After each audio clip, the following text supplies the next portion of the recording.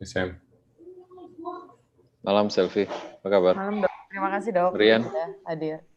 Malam. Malam, Dr. Julius. Agung, Abrar. Pak Abrar Hai. lagi. Hai Julius, hey. Oh, Halo. ada dok. Halo. Andi, Roland. Apa kabar Roland? Andi. Malam, Dok. Hai. Ya, Dok. Malam semuanya. Malam Julius. Terus-terusan nggak apa-apa ya dok. Wah, ini senang, ini mesti belajar terus nih. Soalnya banyak yang Ada ngerti. canggih. And Dr. Gardner, here's my chief, Yes. Dr. Abrar Arham.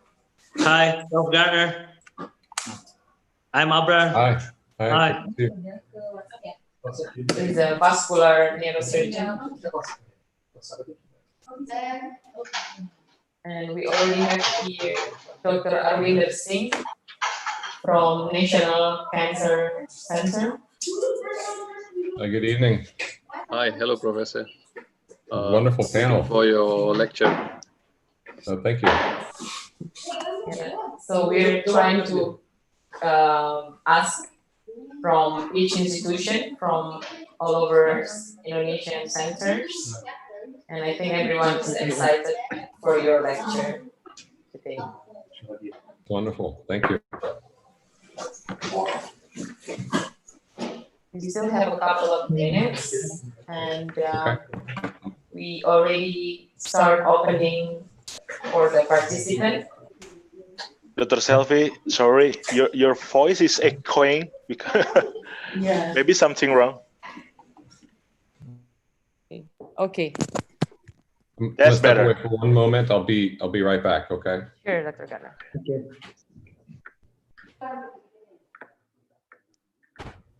Dr. Guatanibaho.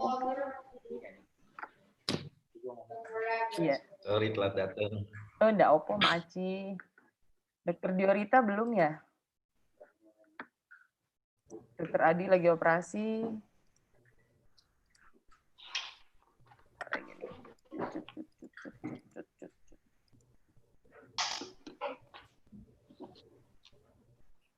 Caranya pas banget menjelang, setelah maghrib banget, jadi mungkin banyak yang sholat dulu. Jadi agak terlambat sedikit. Gak apa-apa ya dok. It's okay.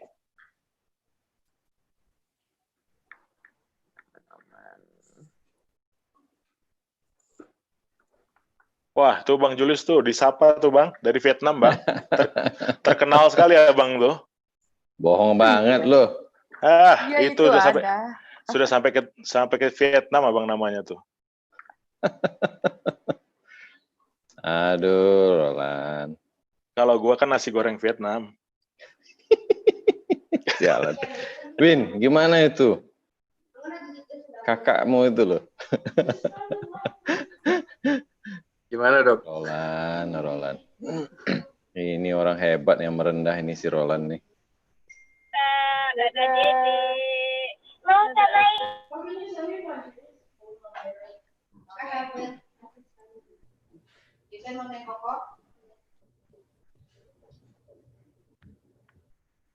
Kayaknya salah satu dari kita suaranya masuk deh Selfie. Nanti takutnya lagi yes. lecture. Ya. Saya cek sebentar. Ada yang masuk suara luar tuh.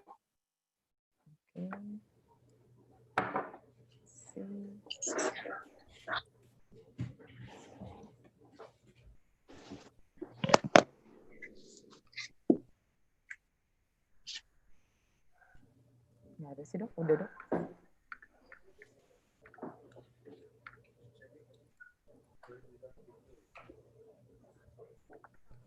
Okay, I think we still have 1 more minute.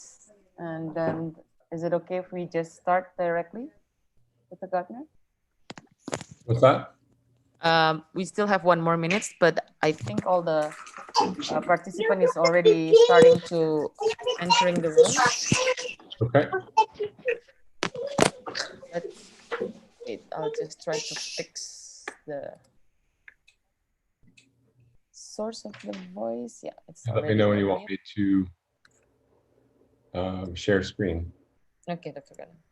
I'll just open the lecture first, and then I'll just give you the screen to share. Wonderful.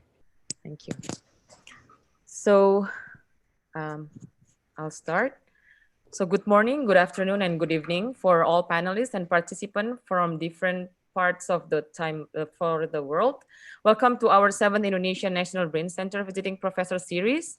Today, we are very honored to have Dr. Paul Gardner amongst us to give his lecture in endoscopic pituitary surgery, managing giant tumors and cavernous invasion. As we know, up until now, the majority cases in our center for endoscopic skull-base surgery is pituitary tumor cases. And in developing countries like Indonesia, we often see patients that comes with giant tumors that cause big problems, especially the one with the cavernous sinus invasion. Thus, learning from the expert and discussing how to manage these cases is very important and will be very helpful. I don't think I need to give further introduction regarding our visiting professors for today that is very prominent in endoscopic skull-base surgery. Dr. Paul Gardner is the Peter Janetta professor from University of Pittsburgh Medical Center. He's also the executive vice chair, surgical services, neurosurgical director, Center for Cranial-Based Surgery, the director of surgical neuroanatomy lab, which is, I have to say, very beautiful, the lab that you have there. And he has his residency at University of Pittsburgh, and then another 2 years in fellowship in endoscopic and open skull base. He also has been joining the faculty at UPMC since 2008. And next, I would like to also introduce a little bit about our panelists today that comes from all over Indonesia, I guess. Here we have Dr. Julius Julai from Siloam Hospital, Universitas Pelita Harapan. Hello, everybody. Good evening. And we have Dr. Roland Sidabutar, the Chief of Skull Base from Bandung Universitas Pajajaran. Hello, everybody. We have Dr. Agung Budi Sutiono, also from Bandung Universitas Pajajaran. Hello. We also have Dr. Guatanai Baho from Skull Base Division Universitas Pajajaran. And we have Dr. Arwinder Singh from National Cancer Center Darmais, Indonesia. Hello. We have Dr. I think we have not seen his video yet. And we have Dr. Irwan Barlian from Skull Base Division, Surabaya, Universitas Erlangga. Thank you, Dr. Irwan. Hello, everybody. Nice to meet you, Professor Gardner. We have Dr. Rian from National Brain Center. We also have Dr. Krishna, our pituitary team, otolaryngologist. Sorry, I'm getting a feedback here. Thank you. And we have the rest of the team. Maybe I can introduce them later because I have not seen them showing off in the videos.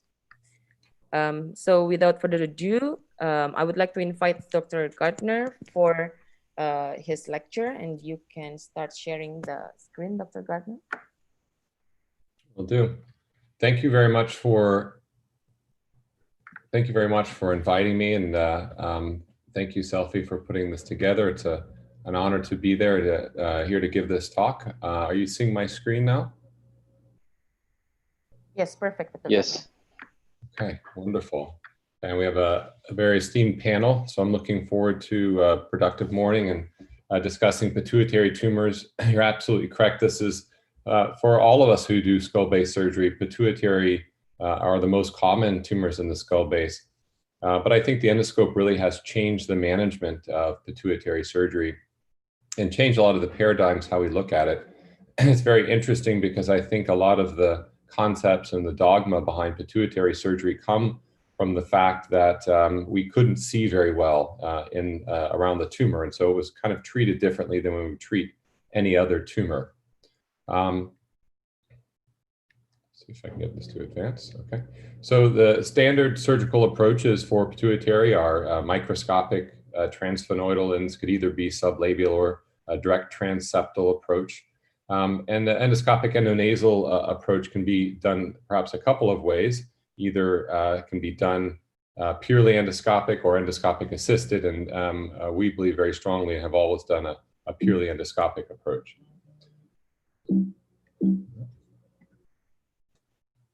Now, there are limitations to the microscopic approach.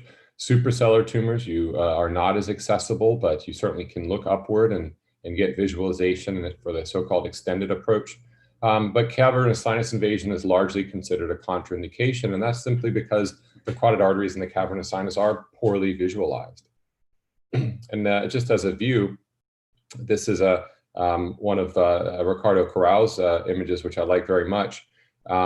And this shows the bay in Puerto Rico, I believe. And here's a microscopic view, which you can basically zoom in and get a much closer view, and you have a three-dimensional view. But the endoscope can be actually introduced into the surgical field. And this is what allows you to take advantage of an endoscope, and you can really see things much beyond what you would see with a microscope. So the endoscope and taking advantage of this ability is really what has changed pituitary surgery and changed how we do approach it. Here is in a cadaver example of a microscopic view with a direct transseptal approach with a speculum in place. And certainly you can see all of the cella, but the endoscopic view is a much wider view, and you can see the expanse of what you're able to visualize. And so it's trying to take advantage of this ability that the endoscopic endonasal approach allows. Interesting enough, this is a video hydrocephalic ventricular activities from, are not the only Guillaume. ones which can be explored directly. Endoscopic. And this video from Guillaume is, I believe, almost 40 or 50 years old now. And the concept of endoscopy for pituitary surgery is not new at all, but I think this is a fascinating video I was able to get a copy of. So I'm just going to show you probably certainly the first videotaped endoscopic pituitary surgery. Equal success to explore other organic cavities or cysts, as well as the pituitary fossa approached by the transsphenoidal route.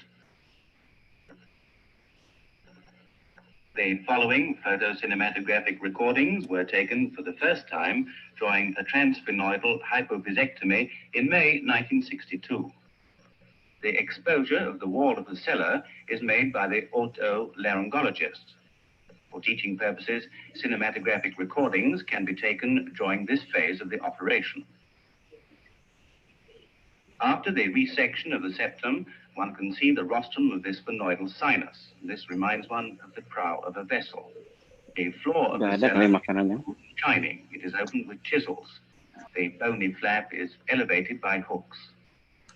It's just impressive, even with the poor quality endoscope, the view they're able to get. The neurosurgeon takes over and incises the dura vertically and horizontally. After the incision, the tumor usually expels itself into the sphenoidal sinus.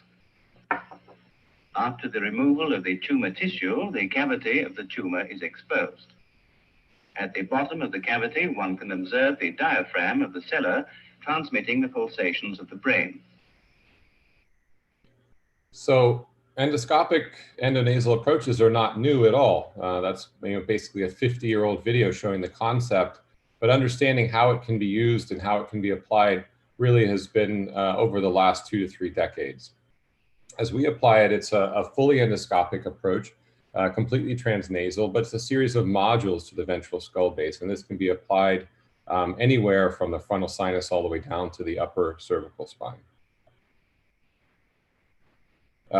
As a basic standpoint, as many of you are well aware, we apply this with 2 surgeons working side by side. In an endoscope at the 12 o'clock position in the right nostril, we do most of the surgery with a 0-degree endoscope, and a suction below it in that same nostril. And then a dissecting instrument is brought in through the contralateral or through the left nostril. And simply working in this fashion allows us to do everything that you'll see in these videos. Now, perhaps the most important piece of this is team surgery. Now, not everybody practices it in this fashion, but we think that this is what has allowed us to drive the procedure as far as we've been able to take it, and also allows us to accomplish some of the things we're able to do without increased morbidity. As a neurosurgeon working, I want to expose the pituitary. I want to see all of the important landmarks, and I want to make sure I have enough space to work. And it's very important that this be two-handed bimanual surgery, as though I wasn't working through a corridor, but rather as though I had a large open field. At the same time, my ENT partner, here you see Dr. Snyderman, also work closely with Dr. Eric Wong. We want to preserve anatomy, also preserve function. That's everything from mucociliary drainage to olfaction, and then reconstruction. And as a neurosurgeon, I can certainly learn the pedicles for reconstruction, but to understand these concepts that are constantly evolving of rhinology and how to preserve and function in the nose is really not something that I can do nearly as well as an ENT can do. These are what I think are perhaps the key advantages of the endoscopic approach, and I think they can be quite significant for many tumors. Perhaps the most important is paracellular extension into the cavernous sinus. This is a very common site for tumor extension, and for true cure of these benign tumors, which is, in my opinion, should be the expectation of surgery, this requires going into the cavernous sinus. Subarachnoid tumor extension is much less common, but can be that much more challenging. And then recurrent disease that perhaps has failed a standard microscopic approach. Very important though, the technique is different. A standard microsurgical technique is working in the midline and using a curette, and a lot of it is experienced surgeons who know exactly where to place that curette, but it's relatively blind technique. There's no other tumor in the head that we would treat this way. So I think this is somewhat of an artifact of the fact that we don't have good visualization with a standard approach. You would never do a skull-based surgery for a medial sphenoid wing meningioma, for example, and make a small opening and scoop blindly with a curette, because we have approaches that allow us to visualize everything. So I think the endoscopic approach is really trying to apply open surgical techniques to pituitary surgery. There is, of course, a learning curve. And pituitary tumors stand toward the beginning of the learning curve. When we first started doing this, we would simply, as neurosurgeons, scrub on sinonasal surgery, try to understand sinonasal anatomy and how to work in the nose with an endoscope. This was a very novel concept. And then working on things like CSF leaks and trying to understand pituitary surgery really is the level 2. And then, of course, this extends from there. Our typical preoperative preparation for pituitary surgery, I think it's important, especially when you're starting a center, to make sure that ENT and neurosurgery both see the patient. Over time, I've learned what things to look for signs of sinus infection, et cetera. But it's very important to study the anatomy in advance to know what you're getting yourself into for a particular surgery. Sphenoid septations deserve special note. I think over time, we've come to realize, and we studied it even, that these septations generally tend to go to the carotid artery. If you look at this figure here on the right, you can see 2 of the septations in this particular CT scan go directly to the carotid artery, and this midline septation is the exception and not the rule. Intraoperatively, we'll decongest. We use usually oxymetazoline, sometimes injection with epinephrine people can use. And then we do antibiotic prophylaxis. We always use a 3rd or 4th generation cephalosporin. We do not do much of a nasal antiseptic. We do prep the midface. I think skin flora are a greater concern than the nasal flora. There's something about the nasal flora that's designed to protect those passageways and really even has a protective effect from infection. The basic principles of the approach are this is a binarial approach. So we use both nostrils at all times during pituitary surgery. It's a 3- and 4-hand technique, and I'll show you examples of when the 4th hand is really most critical beyond just driving the scope and keeping the view clean. There's a dynamic perspective. In other words, we're constantly moving the endoscope, and that helps to make up for the loss of the 3rd dimension. And then we want to create a single cavity, whether this means opening up the sphenoid in the ethmoid or doing a transpterygoid approach to open up the maxillary sinus. And this gives me, as a neurosurgeon, the freedom of movement so I can move as though this were a big open cavity. The nostrils themselves are quite pliable, so working there is really is not a limitation. And then this starts with wide sphenoid exposure and then goes on to wide cellular exposure, and I'm going to talk about that in detail.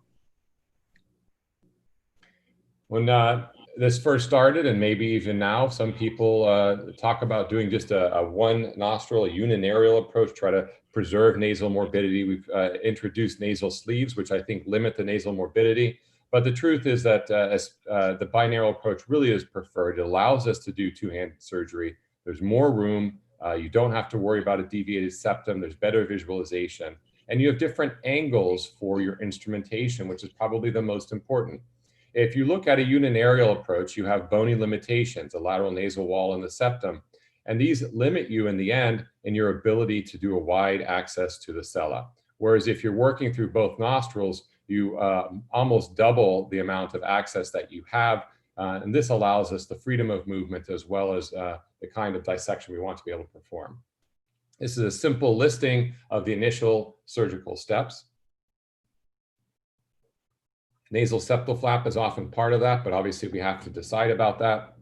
We've now moved to using a reverse flap on almost every surgery. This does require a little more resection of the posterior septum, which is nice for me as a neurosurgeon, gives me more room. But by wrapping around the posterior aspect of the septum from the other side and covering where the nasal septal flap would be, or where the nasal septal flap is harvested, really seems to dramatically decrease the nasal morbidity. But you do have to decide up front, is the nasal septal flap even necessary? And many times in pituitary surgery, it's not necessary. Very standard tumor without suprasellar extension, without cavernous sinus invasion, has a low risk of leak, or even if there is a leak, it's a minimal leak. In those cases, we would just use a free mucosal graft, either from a middle turbinate or from a nasal floor, and not do an entire vascularized flap. We always, in those situations, do what's called a rescue flap, where we preserve the pedicle on at least one side. Dr. Schneiderman likes to preserve it on one side, so we focus on that. Dr. Wong likes to preserve both sides because he thinks that allows us more backup.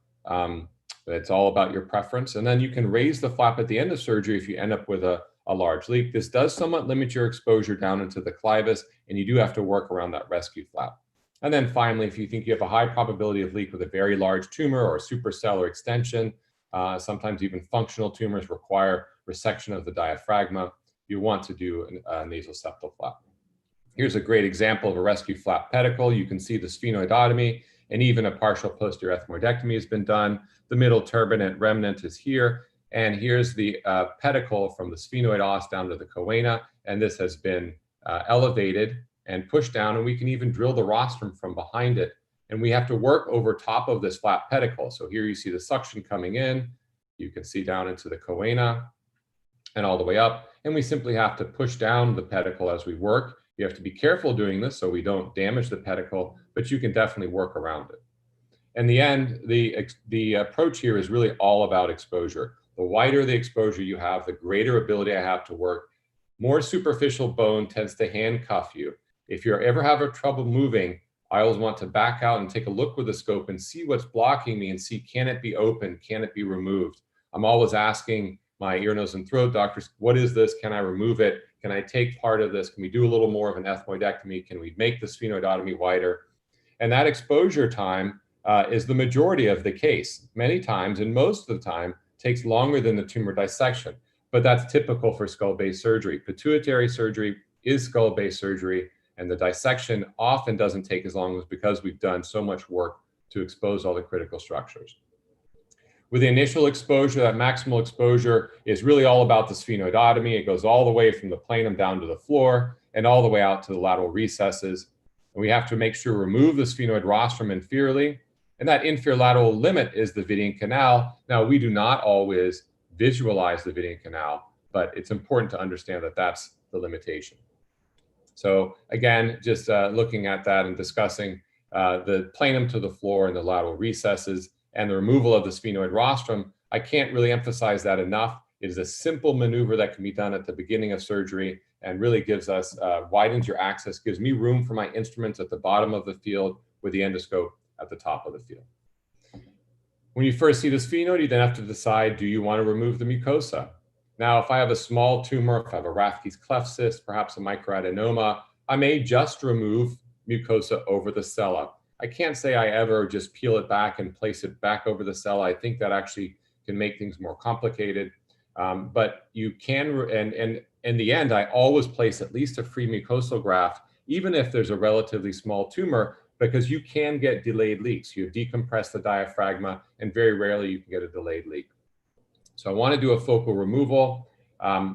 This can help preserve sinus function. But if I know I'm going to place a nasal septal flap, I like to strip the sphenoid mucosa early. This lets me see all of my landmarks better. The venous bleeding you get when you first strip the mucosa stops very quickly with just some warm water irrigation. And this prepares my entire field for the nasal septal flap. You don't want mucosa between the flap and the bone.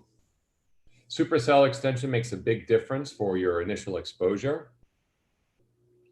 For a purely cellular tumor, obviously you don't have to do a posterior ethmoidectomy, but as soon as a tumor starts extending beyond the planum, you really need to do that posterior ethmoidectomy. You need to consider that in advance or working with angled endoscope.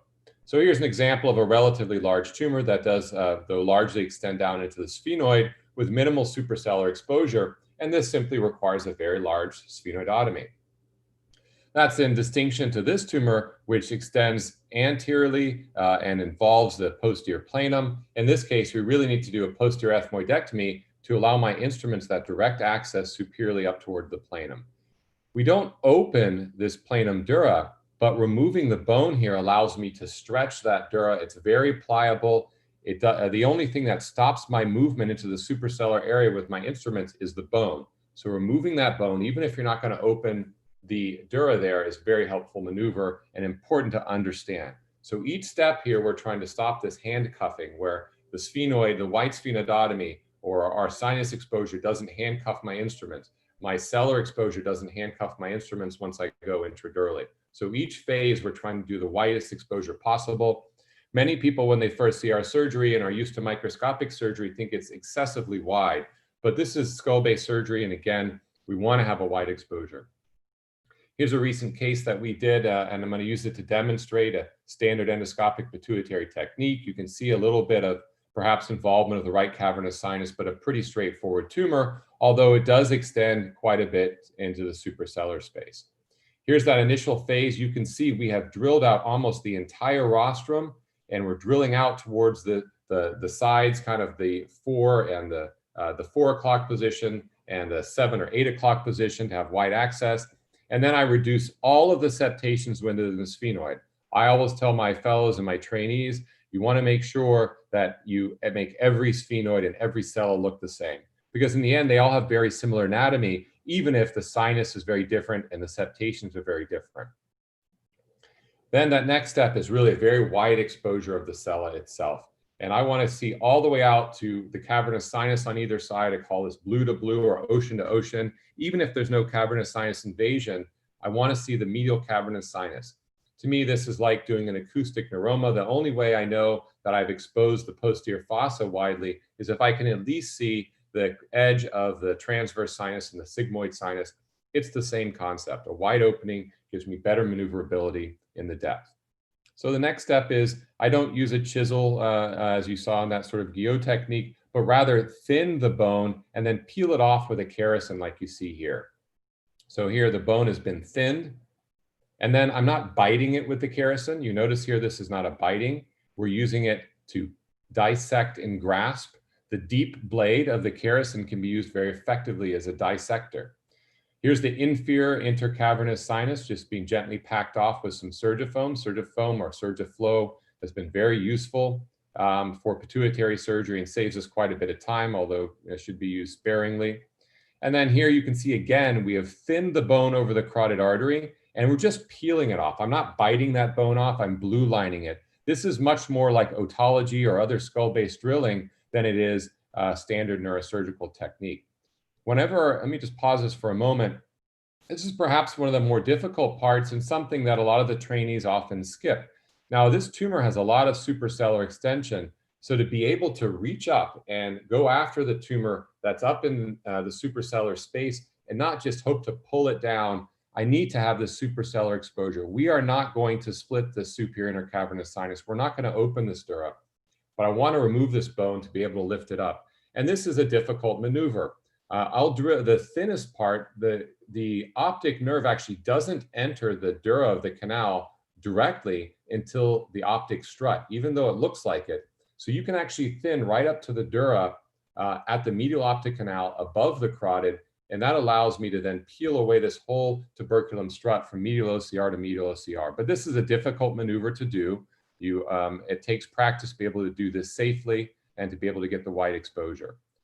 Here again, I'm just peeling off bone, I'm not biting it, but you can see this allows me to remove my tuberculum, expose the superior intercavernous sinus, and remove this medial OCR. This is that keyhole for an endonasal craniotomy that gives me full access into the suprasellar space and the cavernous sinus. So very wide sellar exposure is key here. This allows us to sort of review the parasellar anatomy. Of course, this is the planum and the tuberculum, the sella, the clival recess. And then we can expose all the way from the carotid to the optic, the lateral OCR. And again, to review the medial OCR, this is sort of the keyhole for our endonasal craniotomy. It gives me access to the sella, to the suprasellar space and the tuberculum dura, and to the optic nerve in the carotid. So this really is a key bone to remove for the widest possible access. Some people lump everything here into the tuberculum, but this line of dura here, which extends out to the falciform, is actually the prechiasmatic sulcus, and then of course the sphenoid limbus. Finally, opening dura. Again, pituitary surgery should not be different from any other surgery. We're not blindly blowing into the tumor. We want to open the dura in a very thoughtful, careful way. And anywhere else, you would open the dura very carefully and only open the dura first and not enter into the tumor.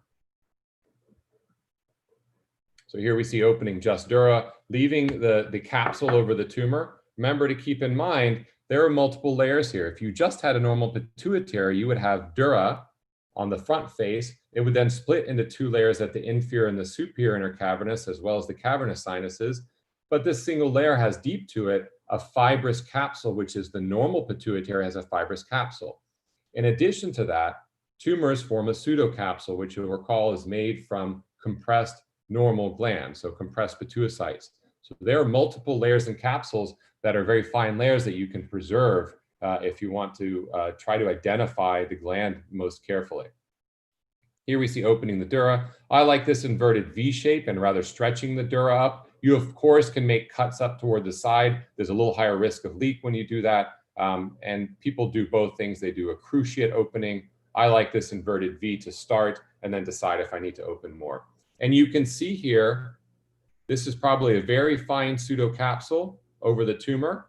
And so I'm just going to open up that pseudocapsule, but I'm doing it intentionally. I'm not just breaking into it.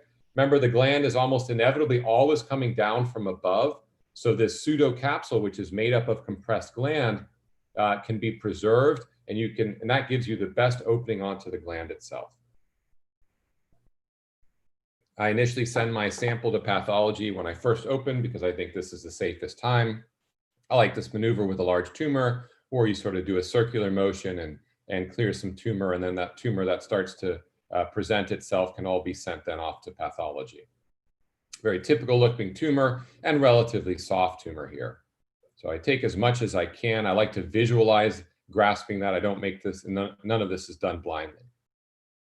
Now the technique here is really the same concepts as you would use with a microsurgical pituitary tumor removal, but we use 2 suctions for almost the entire surgery, except for when we want to do some dissection of the capsule. Tumor resection, again, follows the same pattern you would follow with a standard microscopic approach, but we're just visualizing it as we work.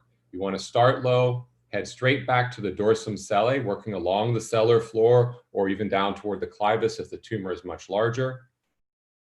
And then identify the posterior gland as we work upward, but then have to fight the temptation to remove the midline tumor.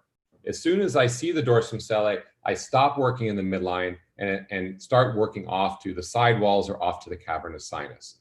This is an early step. I sort of, when you're a child, you're told to always eat your vegetables first. The dessert is the tumor hanging down in the middle, and you don't want to go after that first or you will regret it later because you can't get to the tumor off to the side. And so it's important, even though perhaps you don't want to go after the cavernous sinus, that's the part that has to be addressed first. As soon as that diaphragma herniates, you can no longer really access the tumor off to the sides. So here we're working with two suctions. We identify the dorsum sellae. There we can see it very nicely. There's a little bit of posterior gland perhaps peeking out, but then I stop working posteriorly and now extend off to one or either cavernous sinus. Now you can choose, I usually go after the side with cavernous invasion first because I think the tumor tends to hold the diaphragma out of the way. And here we can see a very nice pseudocapsule over the cavernous sinus. So indeed, this case actually doesn't have much cavernous invasion. There's a nice pseudocapsule overlying it. As soon as I see the cavernous wall, I can peel that pseudocapsule. I know I have complete resection, and I'm going to stop this for a moment. Now, I'm not just blindly pulling that. I'm carefully evaluating, and here I start to see the difference, and the endoscope allows me to go into the field here and see that this is pseudocapsule, and there is gland. Gland has this fine petechial pattern to it, and you can see the difference here between the nice yellow gland with the petechial bleeding and the capsule. I then go to the other side. I don't want to again peel the tumor in the midline, and I can see gland in this case over the cavernous wall, and that's typical. The side that doesn't have any cavernous extension will have gland overlying it. I'm not going after the tumor in the midline. The tumor actually keeps the diaphragma up. Now I've cleaned both cavernous sinus walls. Now I can start to do my extracapsular dissection. Now I do not always do this because I don't always have this clean of a capsule. But here I've defined a very nice capsule, so I can just dissect that capsule very clearly. Here you can see the gland, and this is the beauty of the endoscope. This allows me to visualize that pituitary gland. I can tell the difference. Remember, on any scan, in general, the tumor itself enhances less than the gland, and that's because it simply has less vascularity. The gland has this very standard reticulin pattern to it, and you can almost see that recapitulated in the fine microvasculature on the gland, as opposed to the tumor, which is a little more nebulous. It tends to get dark as you dissect it. And here we are just peeling it off of the gland. I have a very direct visualization. Now I'm not just going to reach in and pull this out. As soon as I see that, I want to carefully dissect it. I'm providing counter traction with my suction, with my pituitary rather, and I'm dissecting it off of the gland with my suction. I'm not blindly pulling this off. I'm very carefully just counter traction and dissection with the suction. It's a very important differential here to make sure I preserve the gland. If I just pull this out, I'm going to get a leak because I'm going to pull the gland off the diaphragma. And I'm also not going to be able to have the same kind of dissection. I'll do a little more debulking of the tumor. Again, I can send a lot of this specimen. And this is the last step where I'm just clearing off the diaphragma. Again, when I peel the tumor off the diaphragma like this, I'm more pushing the diaphragma off, dissecting it with the suction. I'm not just pulling the tumor out. And that's very important both for preserving the gland function as well as avoiding a CSF leak. If you pull too hard on the gland, you'll stretch the stalk and cause diabetes insipidus or even loss of function. The nice thing about an extracapsular dissection like this is I can be quite sure that I've resected the entire tumor. Here we see the final part where I'm peeling this out off of the anterior gland. And this is an important part here between the anterior dura and the gland itself. It's easy to leave tumor there, and that's the last step that you always want to make sure and double check. Here you can really see that pseudocapsule. Remember, this pseudocapsule is compressed gland, so at some point it's going to be contiguous with the gland. In this case, that's off to this left side. So keep that in mind. This pseudocapsule will become gland, and you don't want to just keep pulling it or you'll pull the gland out. So here we start to see, now there you can see pseudocapsule becoming gland. So there's gland, there's pseudocapsule. So I need to probably trim this to make sure to disconnect those two, or you could potentially keep peeling the gland itself. There we go, comes apart quite nicely. And with an extracapsular dissection like that, I can be pretty sure you can see the vasculature of the gland itself preserved. The key parts are the medial OCR allows you to look at the posterior and superior corners. So where the diaphragma and the cavernous sinus meet, those are the most likely locations to leave tumor. And you want to always double check those. And then you also want to double check what we call the anterior face, looking up under the pituitary gland, looking up under the anterior face of dura. Now, seeing this concentric descent of the diaphragma, makes me very confident that I haven't left some little pocket of tumor, but I still want to explore. Now, when the diaphragma is in your way, the best way to explore is, this is a simple long cotton tip applicator, what we call a Q-tip. Oftentimes people use this to clean their ears, but we use it in the OR, use a sterile one, not one that's been used to clean our ears. And you can use this to elevate the diaphragma. Now, this is classic four-handed technique. I'll bring in the Q-tip, place it where I want to retract, and then Dr. Schneiderman or Dr. Wong will carefully hold that in position, or they'll place it themselves. And this allows the diaphragma to be retracted. And I can then look at this last bit of pseudocapsule and carefully resect it. So here we see a little bit of pseudocapsule with a little bit of tumor left in it being dissected free from that cavernous wall. But that retraction with the Q-tip, which is not a simple maneuver, at the same time as driving the endoscope, is really what allows me to see this cavernous wall and get this last fine dissection. And here we see the capsule itself becoming gland. Again, remember, this is compressed. These are compressed pituicytes. This is the gland itself. So just resecting that last pseudocapsule. And now I can really inspect the entire cavity. This is that posterior superior corner. This is the most likely location to leave tumor behind in any pituitary surgery. And you can see why. The diaphragma herniates down and you can't see that area. So this is a very important maneuver to check posteriorly. And then finally, look under that anterior diaphragma. So here you see gland compressed against the anterior dura. And we want to see that where the gland meets itself. Remember, the diaphragma has billowed down, but this is gland all along the anterior face of dura and then onto the diaphragma. And then finally, warm water irrigation. I try to never bipolar on the diaphragma itself, because that's the vascularity of the gland and you can destroy it in that maneuver. Finally, in this case, because of suprasellar extension, even though we didn't have a leak, it turned out we had done a nasal septal flap preoperatively, and the nasal septal flap is brought from the left side, partially up the lateral nasal wall, and covers the entire defect. I have no concern at all that this could cause a leak in this particular patient. And then that flap is then just covered with packing.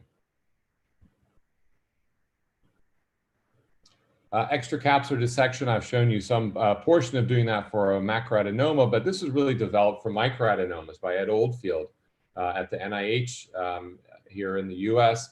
And here's it's mostly discussed for Cushing's disease, but you can really use it for any kind of tumor. But functional tumors is perhaps where it's most important. Here you see a woman with classic Cushing's and what we might call a micro or mesoadenoma extending off to the right side. Extracapsular dissection is critical. In this microsurgical dissection is important. So here I'm resecting any involved dura. Using a micro patty, the string can be left on or sometimes is cut off, but you obviously have to track how many you have in there. And this allows us to preserve that pseudocapsule. Remember, the pseudocapsule is just compressed gland. So you do have to sharply dissect it rather, free from the gland. But once you find that pseudocapsule, it provides a very nice plane. Now, this is very tedious dissection. This is as difficult as a suprasellar meningioma from a dissection standpoint and from a forehand technique. You really have to have the dynamic endoscopy and the wide exposure to carefully dissect around this pseudocapsule. So as we dissect that, we can see the gland preserved. We can see how the tumor is basically attached to the medial cavernous wall. We'll dissect it free. We'll resect any involved dura, and in this case, that includes the medial cavernous sinus. So here we're just dissecting the tumor free. We'll resect its final attachment, and then I'll dissect free the medial cavernous wall. And I'll talk in a moment about the technique that Dr. Fernandez Miranda described that we've been using really for quite some time and some of the outcomes from doing that. But resecting that medial cavernous wall is a key step. And here you can see her preoperatively and then 2 years postoperatively, and she has remained in remission. This is an early study back from 2013, looking at about our first decade of treating Cushing's disease consistently. Many of these you'll see 30% are recurrent tumors, and actually a surprising number of them were MRI negative. that we use standard modern remission criteria. It's very important we look at Cushing's disease, that you look at what criteria were used. And 80% of these were in remission at initial evaluation. And I always check the cortisol initial time in the hospital, and I like to see it drop to dangerously low levels. And then I know that I've done a good job with resection. If it doesn't drop, I'll consider even early reoperation. We're able to get long-term remission in 70% of patients with EEA alone. I think those are very good results, and even get them back up to close to 80% with things like radiosurgery. Interestingly enough, MRI negative, we were able to do very well with, even though these can be some of the most difficult and frustrating tumors. And I think part of that is just the ability of the microscope to visualize a microadenoma. Also able to do very well among non-invasive tumors, so not cavernous sinus. But you'll see even among NOSP grade 3 and 4, we were actually able to get 50% remission. Of course, it goes down with this because these are biologically different tumors and they can be almost impossible to cure. Interestingly, women had a higher proportion of initial remission than men, and no initial remission was tended to be in older patients. The larger the ACTH level, the more invasive the tumor was, but the cortisol levels were not related, only the ACTH levels. We did see some hypopituitarism and some transient DI, but no real permanent DI, although transient DI is really relatively common with Cushing's disease, and part of that has to do with the location of these tumors often come right up against the posterior gland. Now, fibrous tumors like this, you can also sometimes need an extracapsular dissection, and these are one of the more challenging kind of tumors. A fibrous adenoma. Here's a young man presenting with bitemporal hemianopsia and a very large pituitary mass and some hypopituitarism preoperatively.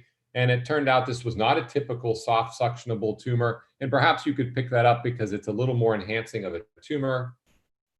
I'll skip some of the early technique, but again, the same concept where I want to drill all septations. I want to thin and remove the bone overlying the cella.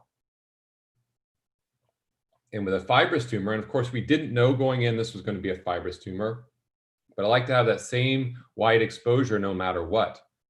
And that wide exposure is what allows me to dissect around this tumor and dissect the capsule in a microsurgical fashion.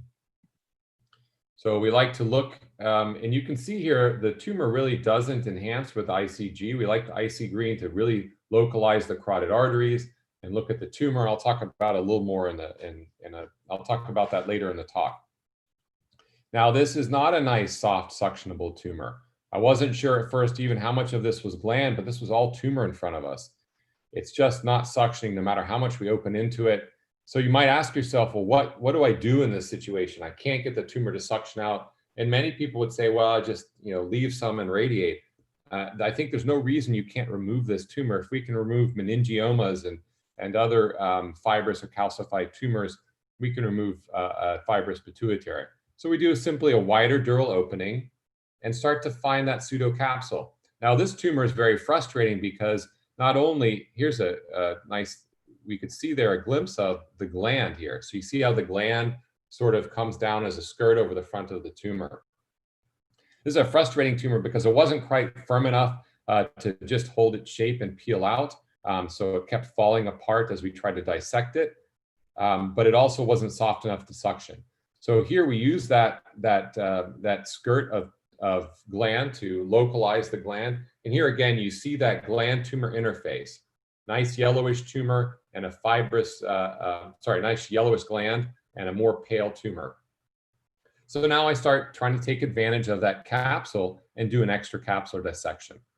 So here, I can't suction the tumor out, so I need to really peel the tumor out and use that technique I showed before where there's countertraction and I want to identify the gland. I need to make sure that I see the gland because if you're in the wrong plane, you can pull the gland right out along with it. You can pull it right off the diaphragma.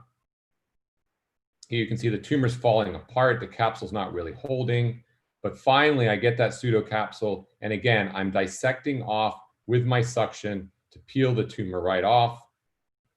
And I keep working along this diaphragma. And then finally at the end, when I have the diaphragma herniating, I can again inspect the whole thing with my Q-tip. There's a little, there's a little dimple in the diaphragma. And so I spend a little bit longer exploring that dimple because I want to make sure there's not tumor trapped in there. That dimple can also be where the stalk itself comes through, but it oftentimes is a sign that you don't have concentric descent of the diaphragma and there is some tumor left there. Here we finally now get concentric descent, and then I can place my nasal septal flap to cover that wide diaphragma descent.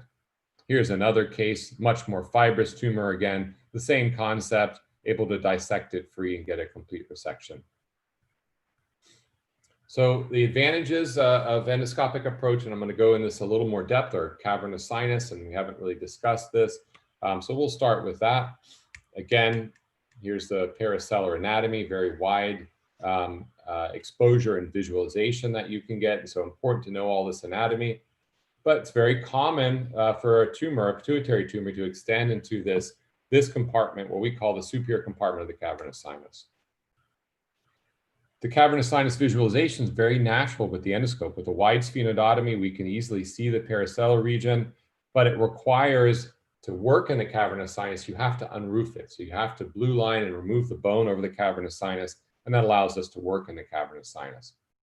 Here we see that tumor I just showed you, and just thinning and removing the bone over the sella first, the same way. Start over the sella, remove the bone over the sella, thin it, and then start to extend over the cavernous. Here we can see the paracellular carotid protuberance. So I'm thinning and removing bone over the protuberance. There's a middle or medial clinoid, not to be confused with the OCR.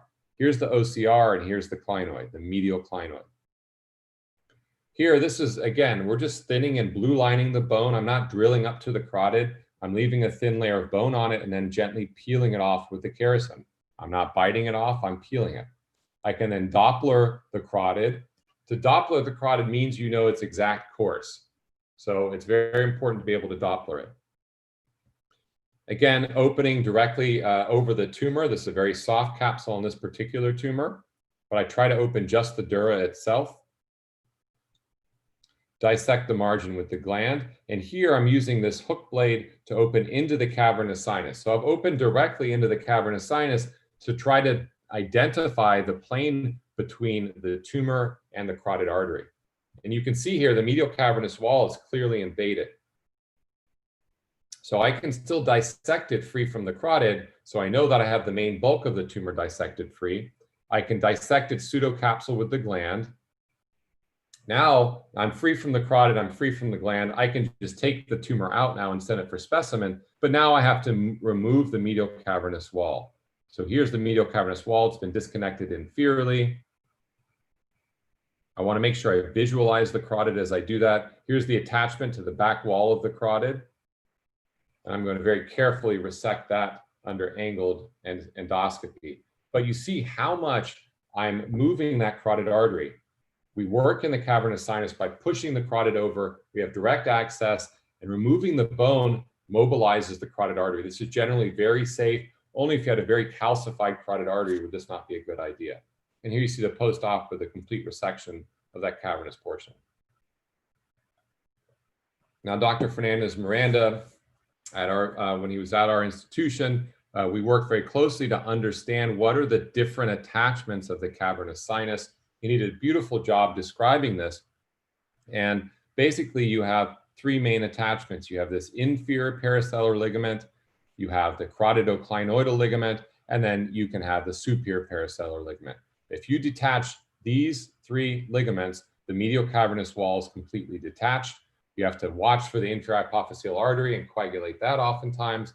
But this is a very nice way to remove the entire medial cavernous wall. And I would strongly encourage you to read this paper to understand these steps for a nice, clean removal of the medial cavernous wall.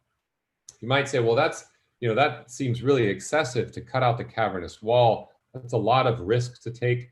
You're risking cranial nerves, you're risking the carotid artery. But the truth is, we looked at a number of cases here, 50 cases, where we had tumors just like the one you see here, where the tumor was touching the cavernous wall. Now, many of these were functional cases, but a lot of them were non-functioning. As we got more comfortable with this technique, we would use it even for non-functioning cases. These were tumors without obvious cavernous wall invasion. So these were not tumors that filled the cavernous sinus. And we found that when they touched the cavernous, that we had medial cavernous wall invasion in 85% of those cases. So really very common, much more common than you would think. And for tumors like acromegaly, functional tumors, which commonly invade the cavernous sinus, this can make a big difference. We looked at our results with endoscopic endonasal approach. Many of these were macroadenomas, and the vast majority of them were very invasive tumors like you see here. Invasion is a limitation. The tumor can invade beyond even our safe reaches into the lateral cavernous sinus.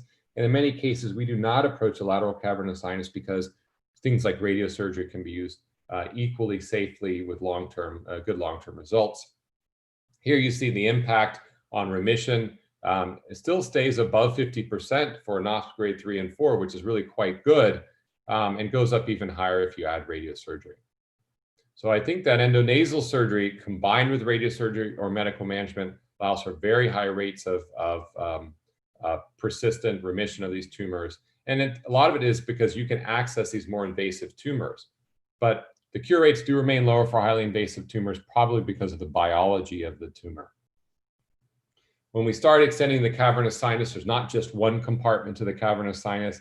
There's not just that medial compartment, or what we call the superior compartment, because it's superior to the genu of the carotid. But there are extended cavernous. Here you can see this anterior compartment.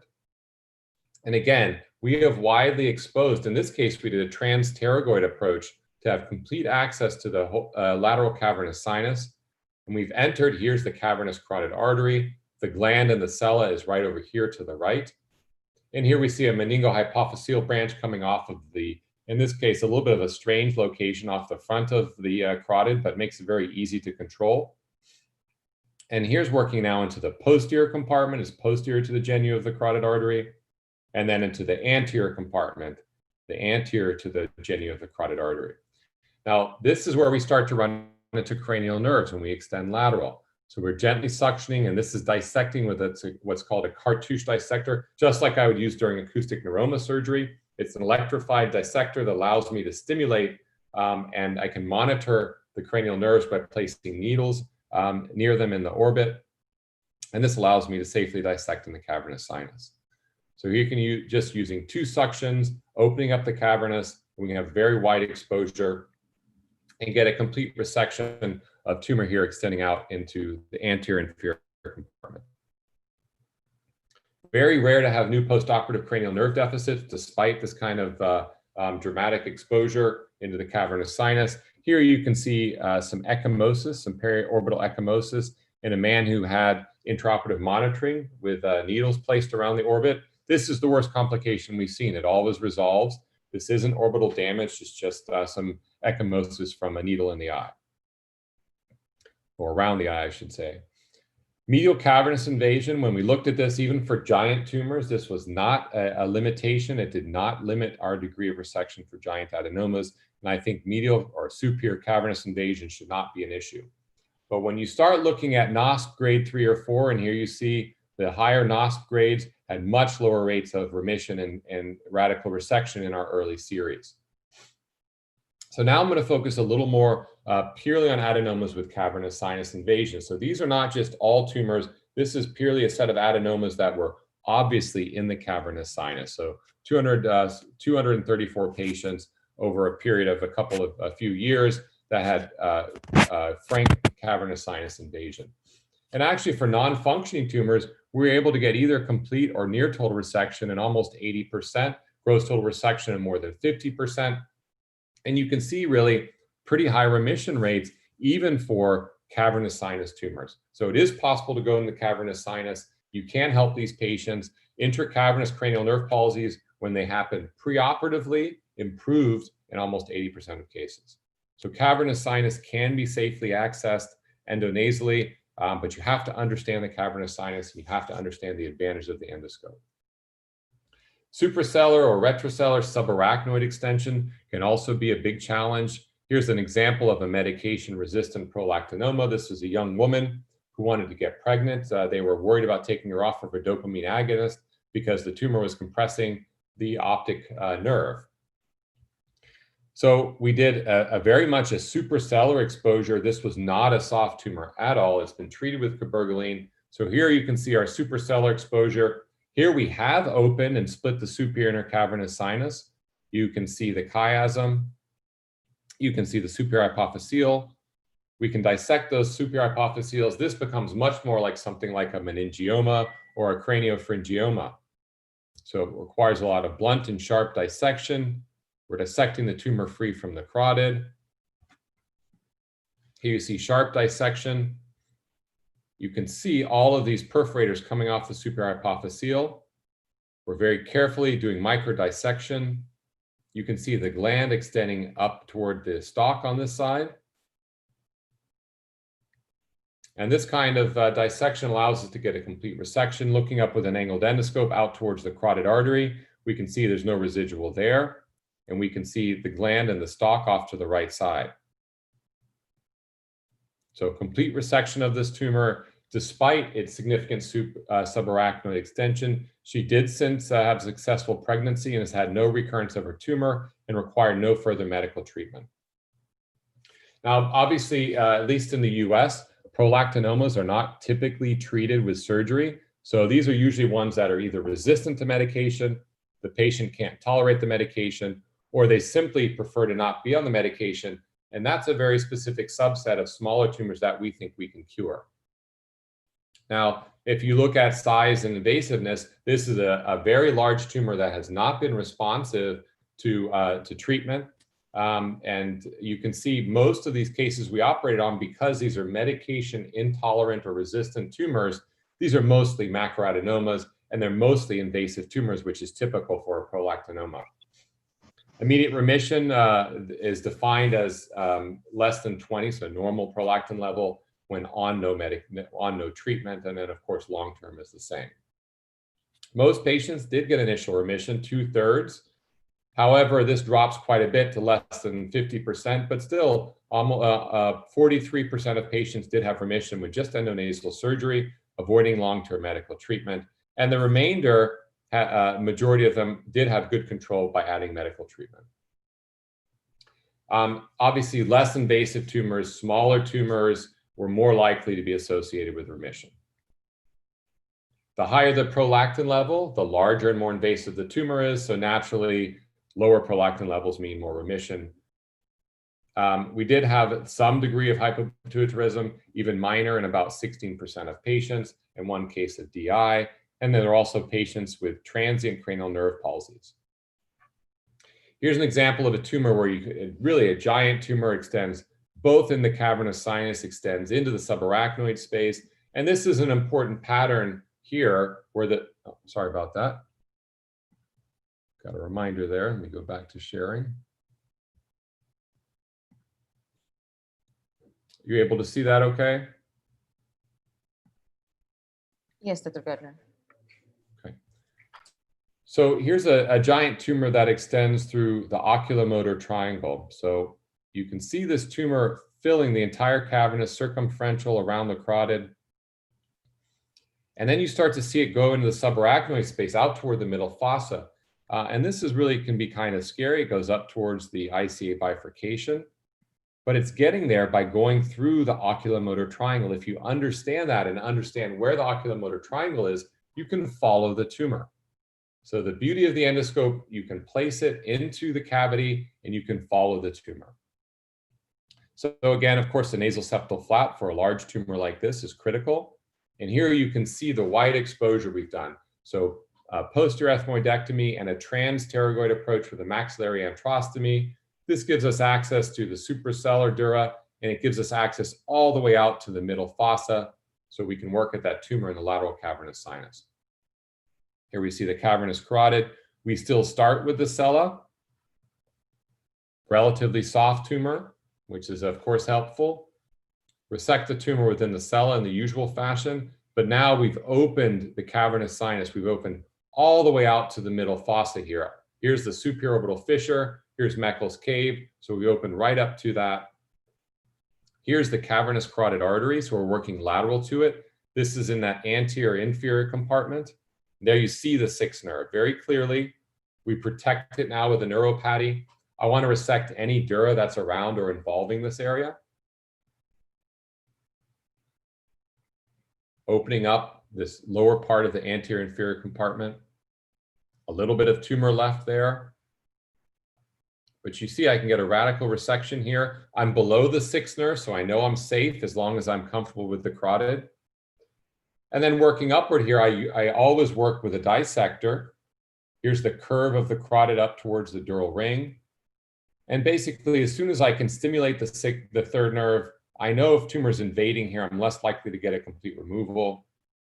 There's a little bit of a lateral meningeal branch. And so this is where we're not as aggressive with the tumor, because this is where the third nerve is. You're most likely to cause the patient a complication with the carotid or the third nerve. And so I'm a little more tenuous here and maybe leave a little bit of tumor up there to avoid giving an oculomotor palsy. Now working with an angled endoscope, looking up in the cavernous sinus, just showing again, mobilizing lateral to the right carotid artery, working up into the cavernous sinus. You can see the distal dural ring tethering the carotid here, but I can still see that lateral wall of the cavernous sinus. I'm being really very ginger here, not doing an aggressive resection. I don't want to harm third nerve function. Now we're going to go back to the sella. Remember, there's that part that went through the oculomotor triangle. When you just look at the sella exposed here, you can't really see the oculomotor triangle. It's tucked back up in here behind the carotid artery. But the beauty is we're going to bring the endoscope into that surgical cavity, just like that view I showed you of the bay and the portico, and the endoscope being brought into the surgical cavity where the tumor was allows me to see the oculomotor triangle, allows me to follow the tumor into that subarachnoid space. Again, here's the cavernous carotid artery. I'm just cutting, this is that infracellular ligament, coagulated perhaps the inferior hypophyseal. Now I'm starting to follow, there's a little bit of tumor up on the diaphragma. But now we're going to bring the endoscope into the cavernous sinus, or into the surgical defect. Here's where the tumor has gone through the oculomotor triangle. So here's the interclinoidal ligament. Here's the cavernous carotid artery. We're cutting part of that carotidoclinoidal ligament to release the medial cavernous wall. And then we can follow tumor all the way out toward the uncus. This is the corridor the tumor is made. Now I can open up this corridor a bit, but this is the oculomotor triangle. So we're coming in many cases above the third nerve, although the tumor can invade in a couple of different ways. So here we're going to see, we see the third nerve entering cavernous sinus there. We can see the interclinoidal ligament as it comes around the carotid artery. Here we're stimulating, confirming that's the third nerve at the roof of the cavernous sinus. In this case, it's been pushed up, which is a common pattern that can also occur. Here's the interclinoidal ligament running between the anterior clinoid and the posterior clinoid. And now I can simply cut that interclinoidal ligament and access the middle fossa, or at least all the way out toward the temporal lobe. So this is just widening the opening that the tumor has made, and that allows us to work all the way out towards the middle fossa.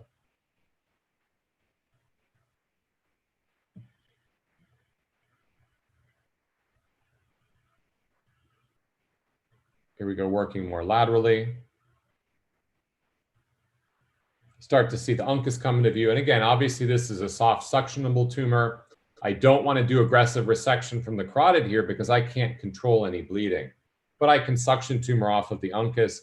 I can irrigate any minor venous bleeding, and we can even dissect all the way back towards the posterior fossa. So this is a really widely open roof of the oculomotor triangle, or rather roof of the cavernous and oculomotor triangle, that gives us very wide access to this tumor.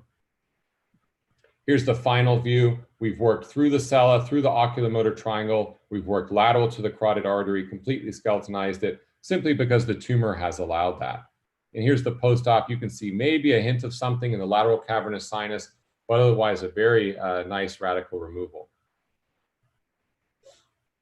Here's a third ventricular extension tumor, multilobulated tumor. Again, working up, we've done a transplanum approach, working into the suprasellar space.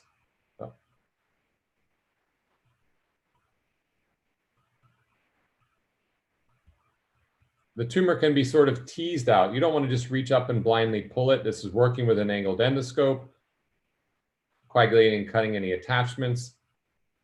Unlike a craniopharyngioma, this is not going to invade the hypothalamus. You just need to make sure you cut the arachnoid bands, and the tumor itself will deliver. Again, we're not reaching up and just pulling the tumor out, but the tumor can be rolled out of the third ventricle very carefully and gently.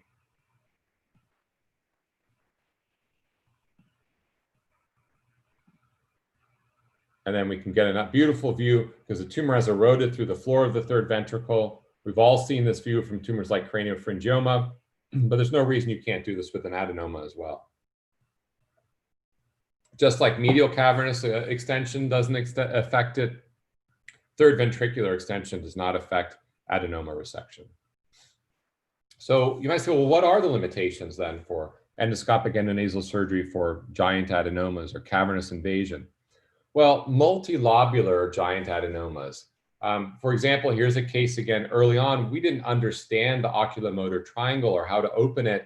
And oftentimes, even if you do, the window is just too narrow. If the tumor hasn't expanded the oculomotor triangle enough, we end up leaving tumor because it's gone through a small opening and formed a large lobule, and we just can't resect that. Here you see long-term, this is tumor residual, although it has collapsed down. Here's another case where the tumor has escaped through the arachnoid. Again, this is a multilobulated tumor.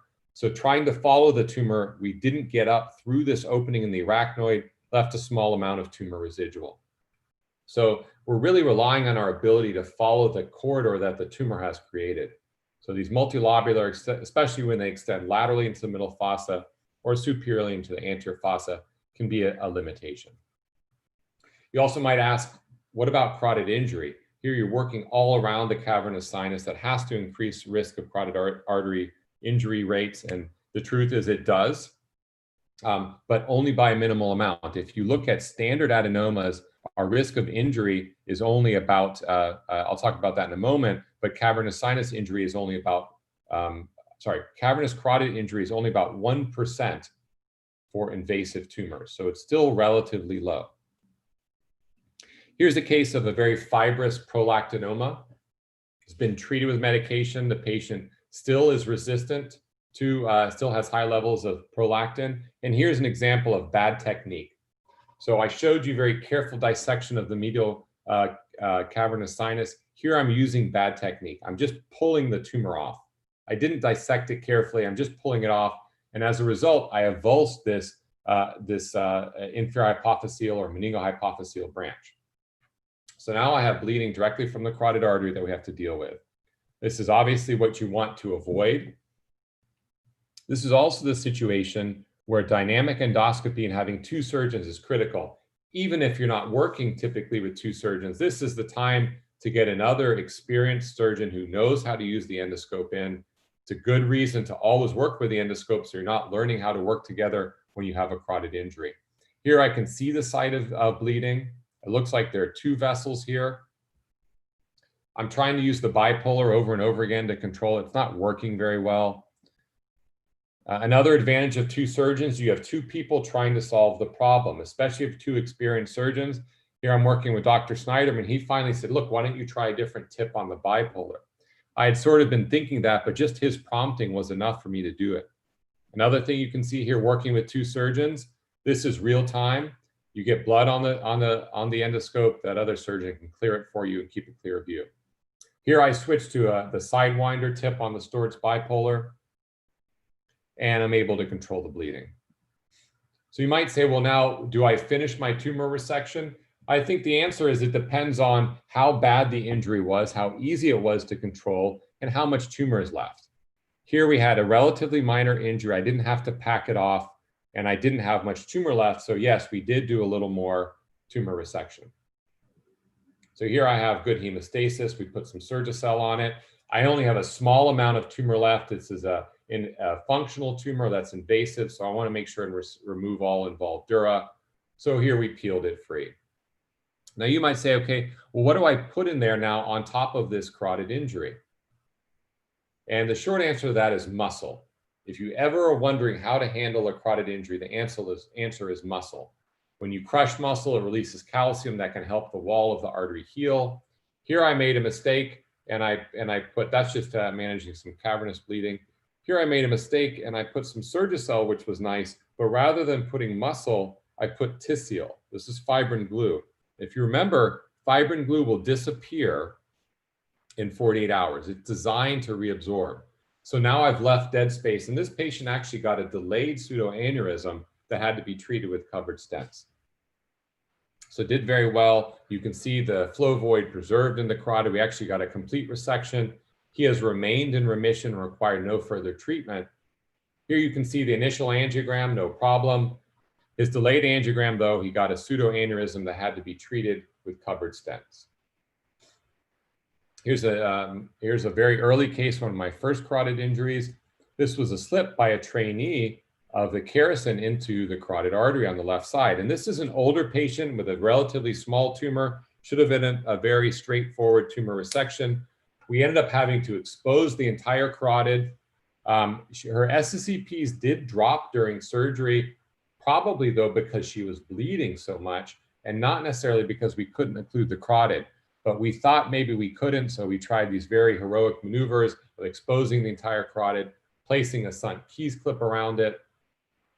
And eventually we're able to get control of the Sunt Keys, but this patient required, this had actually stenosed the carotid so much, because remember, this is a very tortuous area of the carotid.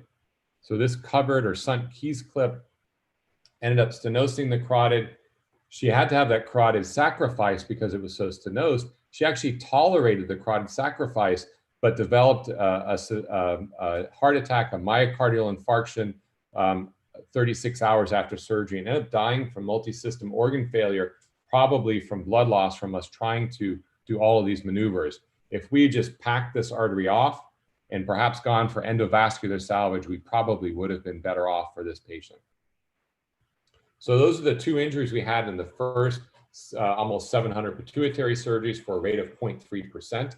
As I mentioned, when you look at our purely cavernous, so purely cavernous invasion tumors, the rate of injury goes up to about 1%.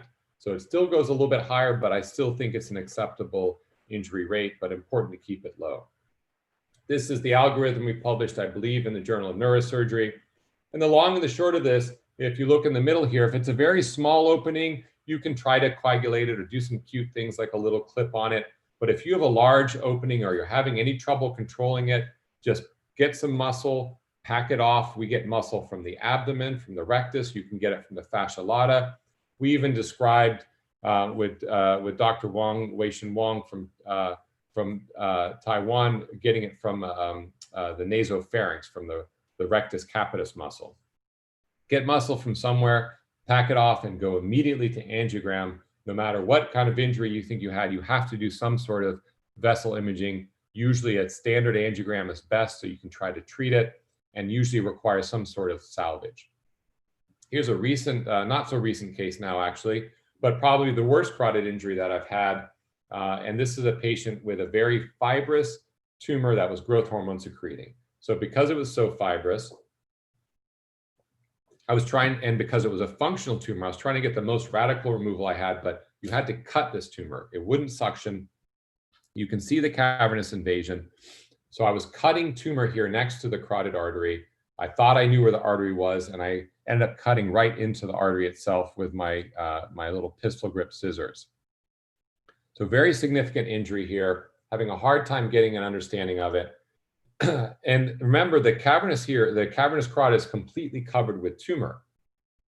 So I thought maybe I knew where the proximal carotid was. I can see the distal carotid, no problem. Here's the OCR. Here I know I have a clip across the distal carotid because I can see it, but the proximal carotid I can't see well because it's invaded with tumor. So this was a little bit of a blind, and obviously I do not have proximal control. So now this is, very real time. Again, I have another surgeon. This is Dr. Snyderman working with me. I'm at this point, I'm kind of freaking out a little bit. I'm worried, am I going to be able to control this? You have to convince yourself you can. Dr. Snyderman helps me get in the nose there.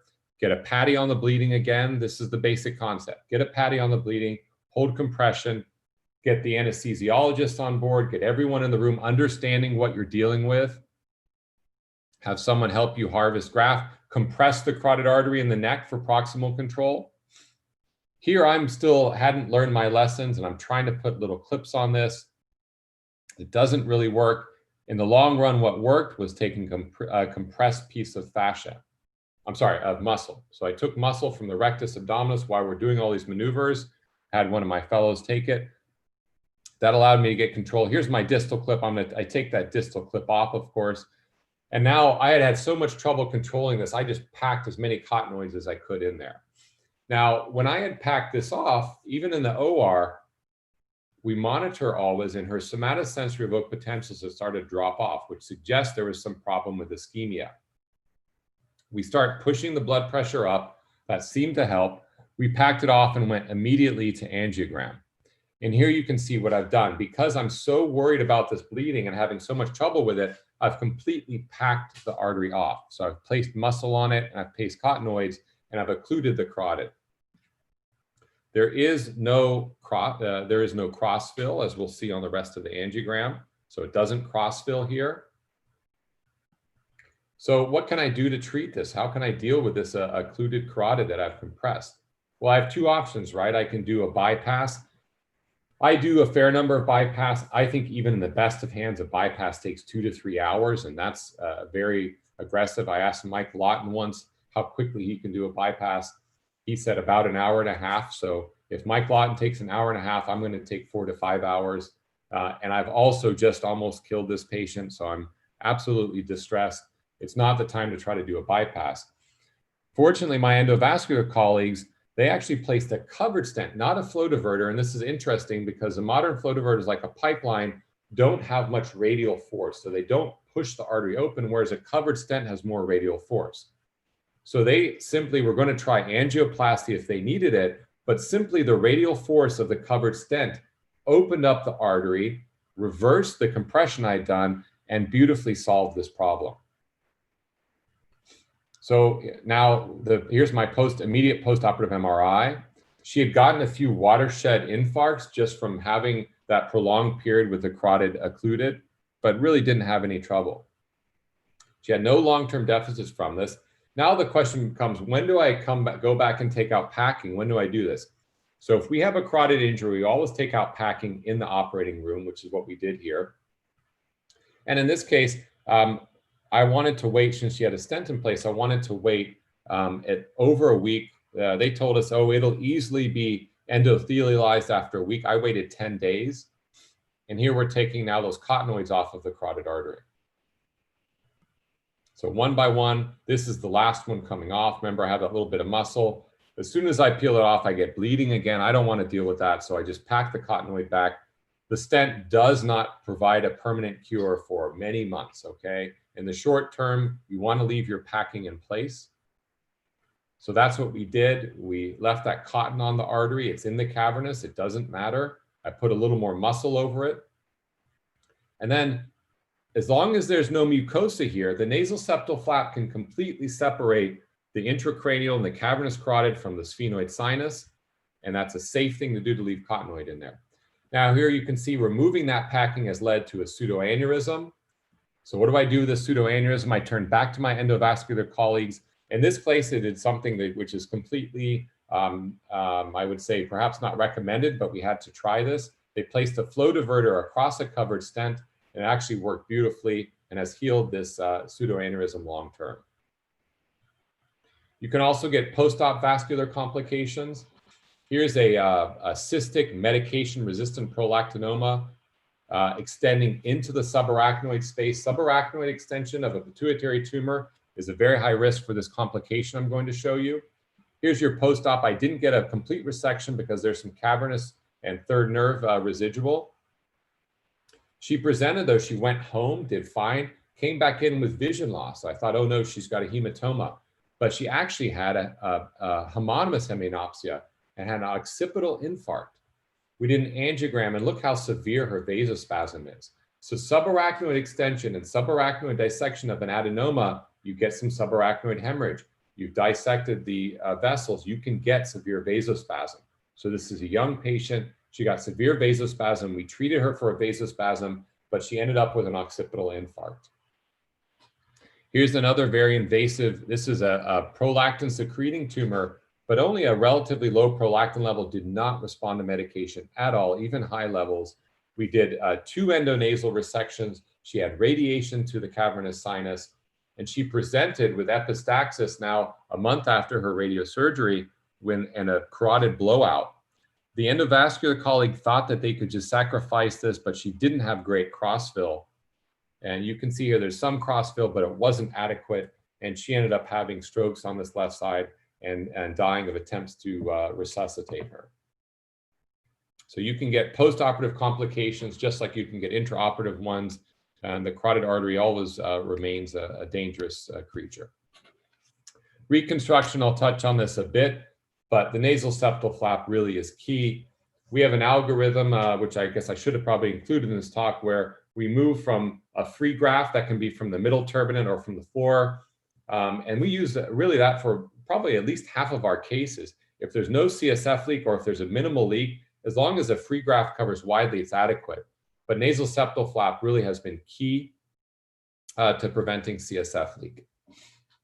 Fluorescence endoscopy has also been something we've used more and more. Here you can see what our equipment is. We use an ICG endoscope. This is Storz provides, and find it very useful for looking at many things. Here's a macroadenoma. We can see where the carotid arteries are. That's, of course, very helpful. You know, surgeons are visual. If you can visualize where these things are and create a mental picture in your head, I think it can make for safer surgery. Microadenomas, it can help us distinguish the microadenoma. Interestingly here, the tumor lights up more than the gland. You saw that on the MRI, and it's recapitulated here when we do the IC green. Cavernous sinus invasion. I look at this, I can't tell what's carotid and what's tumor, but I switch on the IC green, all of a sudden the carotid artery becomes very obvious. It lights up very early. I can now create an image in my head of where the carotid is. I can safely open into the tumor in the cavernous sinus. Rathke's cleft cyst. Sometimes with the naked eye, often you can tell what's normal gland, what's cyst wall. But here, using IC green, remember the gland is going to enhance, the cyst wall of a Rathke's cleft cyst is not going to enhance in general. We get a very nice view here. In a delayed fashion, we can see there's nice enhancing gland and cyst wall. I know I can resect that cyst wall.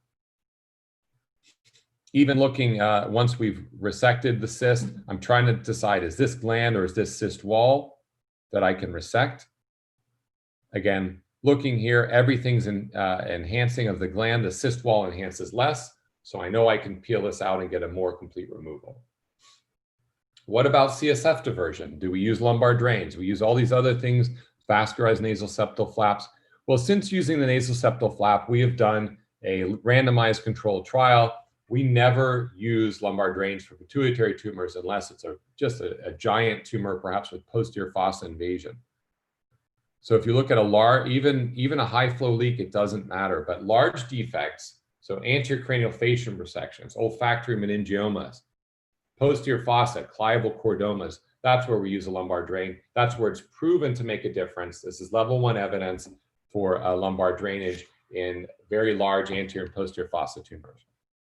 Now, if you have an obese patient like you see here, or they have a spontaneous CSF leak, multiple surgeries, or maybe they have intracranial hypertension, that's when we might use a lumbar drain for a pituitary tumor.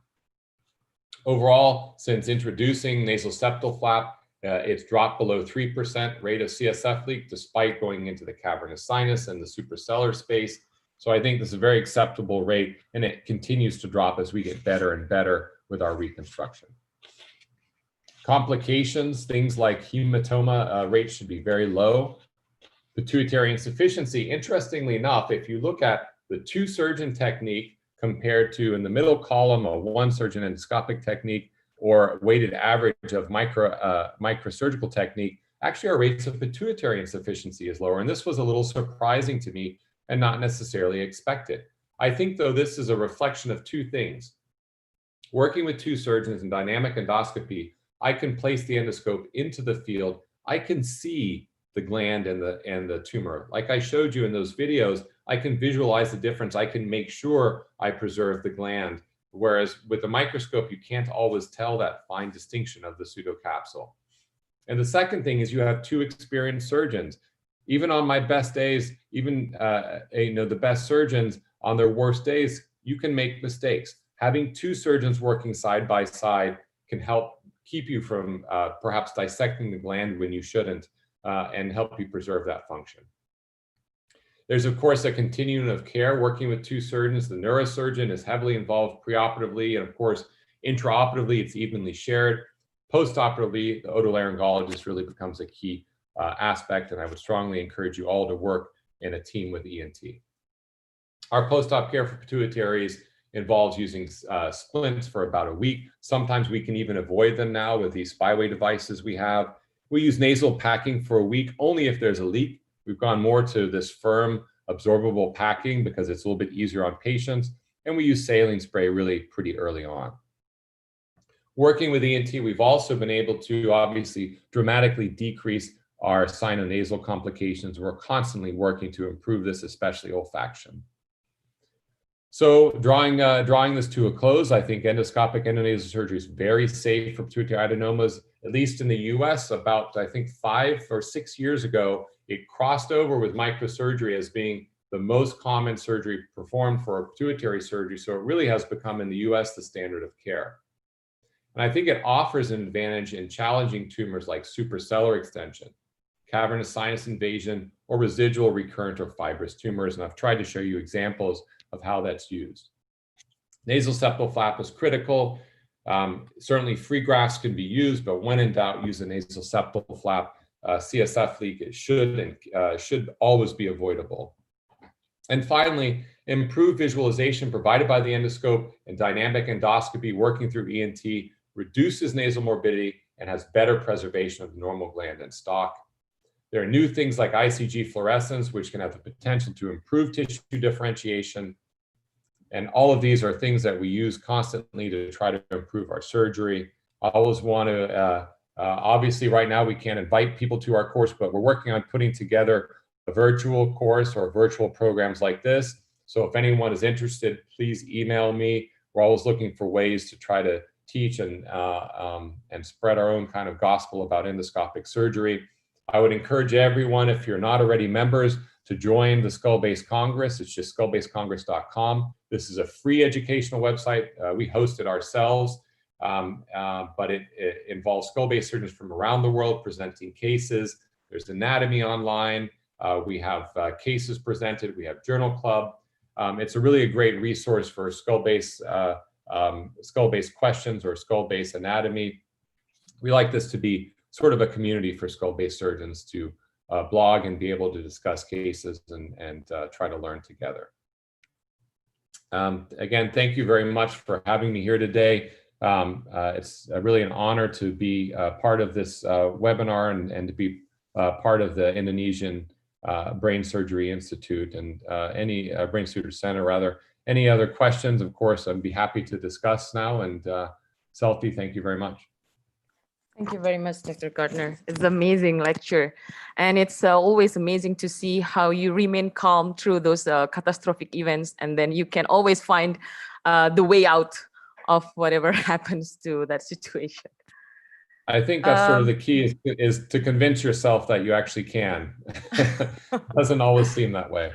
Okay, I'll try to learn that principle. And I'm also very grateful that you already tried to cover all the pitfalls that usually happens during the endoscopic pituitary surgery. I hope everyone can see all the tips and tricks, because I remember when I was there and see how you operate, it really changed some of my perspective and see some in these endoscopic cases. And I would like to invite the participants to start writing in the question and answer box, and also raise the hand, but click the raise hand button if you want to ask directly to Dr. Gardner.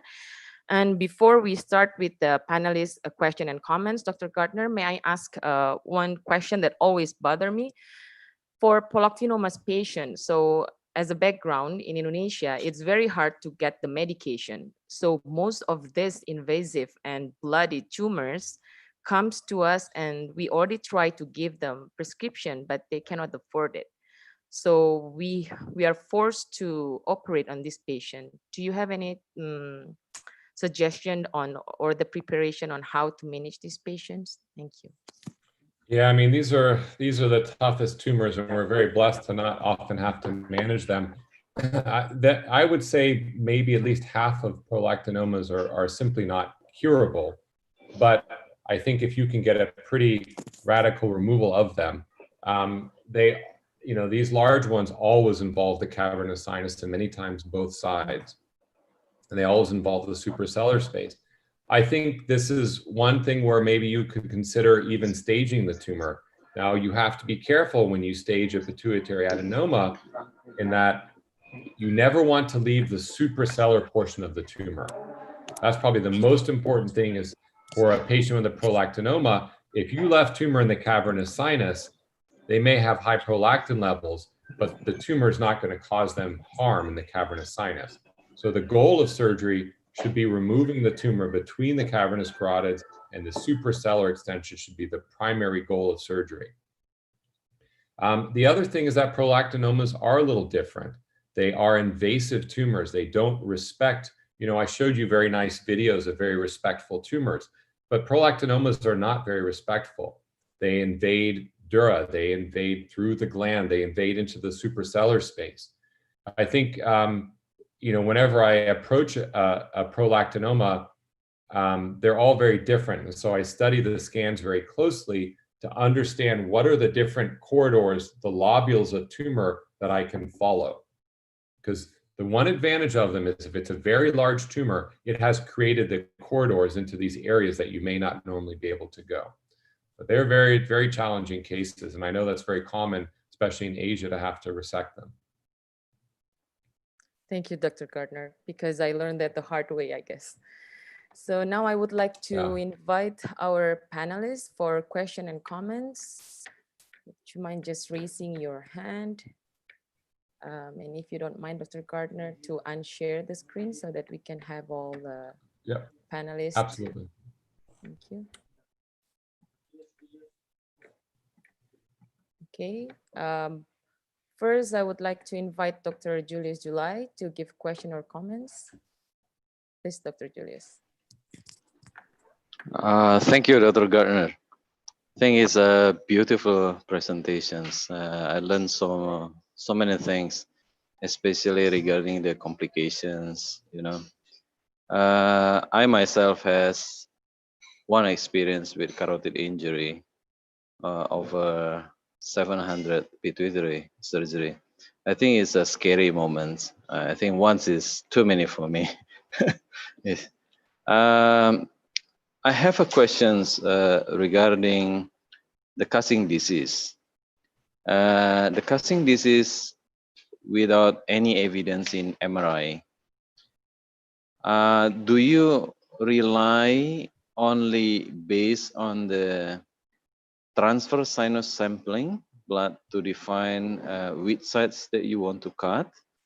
Or do you have anything adding modality such as the one that you show us with the IC green? Is it helpful as well to define which side actually we need to cut?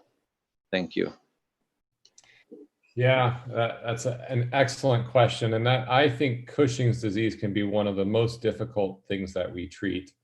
We show all of these elegant suprasellar extension, but Cushing's disease is tough. I would say the short answer is I use everything I possibly can. I think petrosal sinus sampling is probably the least useful though.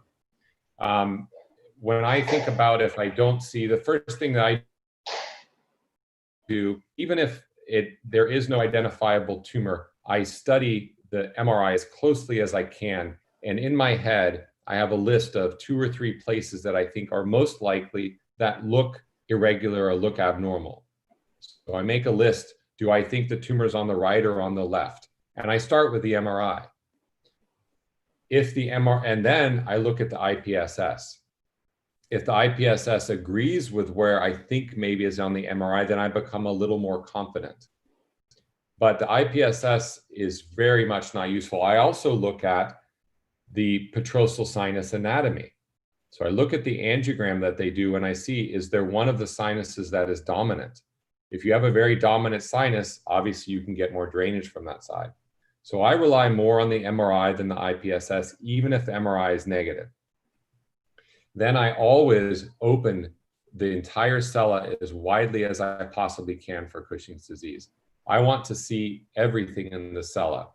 You know, Ed Oldfield, who's one of the masters of Cushing's, would do a bilateral sublabial approach so that he could see the entire cella. I'll do the same thing endonasally. I want to see the superior and cavernous sinus. I expose both cavernous sinuses. I remove the cellar floor and I open all of the dura and then I just look. I do always use IC green. I find it helpful maybe half of the time. There's an interesting trick that you can use with IC green and even without it.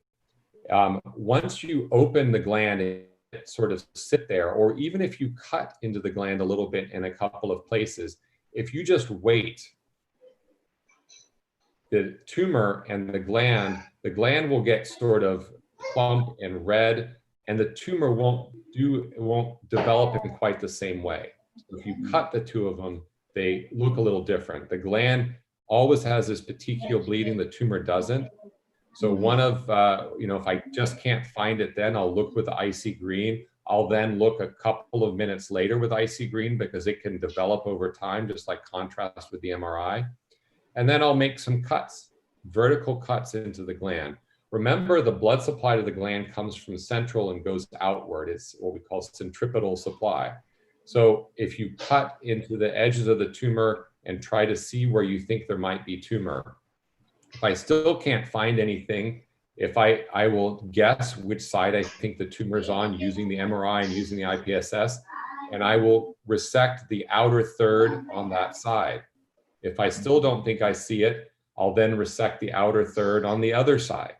You can actually resect everything on the outside of the gland and leave a central core of the gland and preserve most gland function.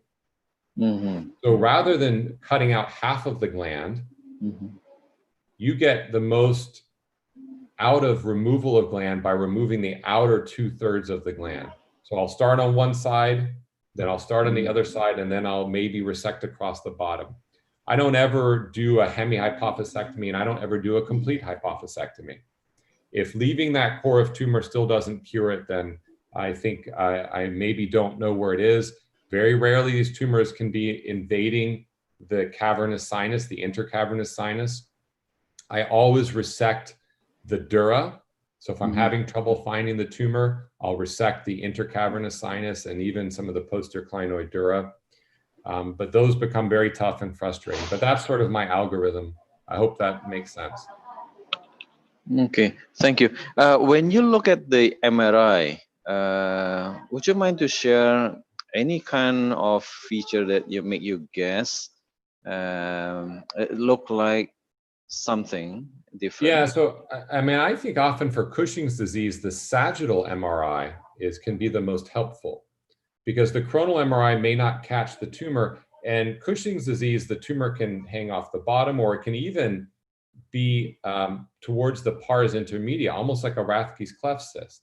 So it can sit farther back in the gland, and that can be very hard to pick up sometimes on a coronal. Our hospital, we do very fine cuts on the axial MRI, which can be helpful. So fine cuts on the axial, fine cuts on the coronal, and then I look at the sagittal MRI. The other thing to remember is that as they do the MRI, the contrast dye is given early, and then they might do the coronal, and then the sagittal, and then the axial. So the tumor may look different over time. And so it's important to look at every single one of those and try to fit. Sometimes the last one, the axial that's done last, is the only one where I can see the tumor. Sometimes the coronal that's done first is the only one where I can see the tumor. It's very frustrating, but that's very true with Cushing's. Thank you very much. Thank you very much, Dr. Julius. And how about the radiotherapy afterward? for these kind of cases? Yeah, that's a tough one.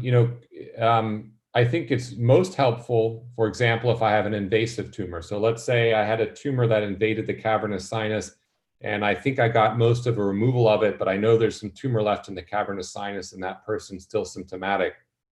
I would do radiosurgery to that cavernous sinus. But if I don't find tumor and they're still symptomatic, radiating the entire gland can work, but I generally don't recommend it because probably you have missed where the tumor is. Sometimes you can have ectopic tumors. I mean, it can be all over the place. Cushing's disease can have a purely suprasellar tumor. It can have a tumor towards the posterior gland. I've even seen it occur purely in the cavernous sinus. So it's very hard to localize.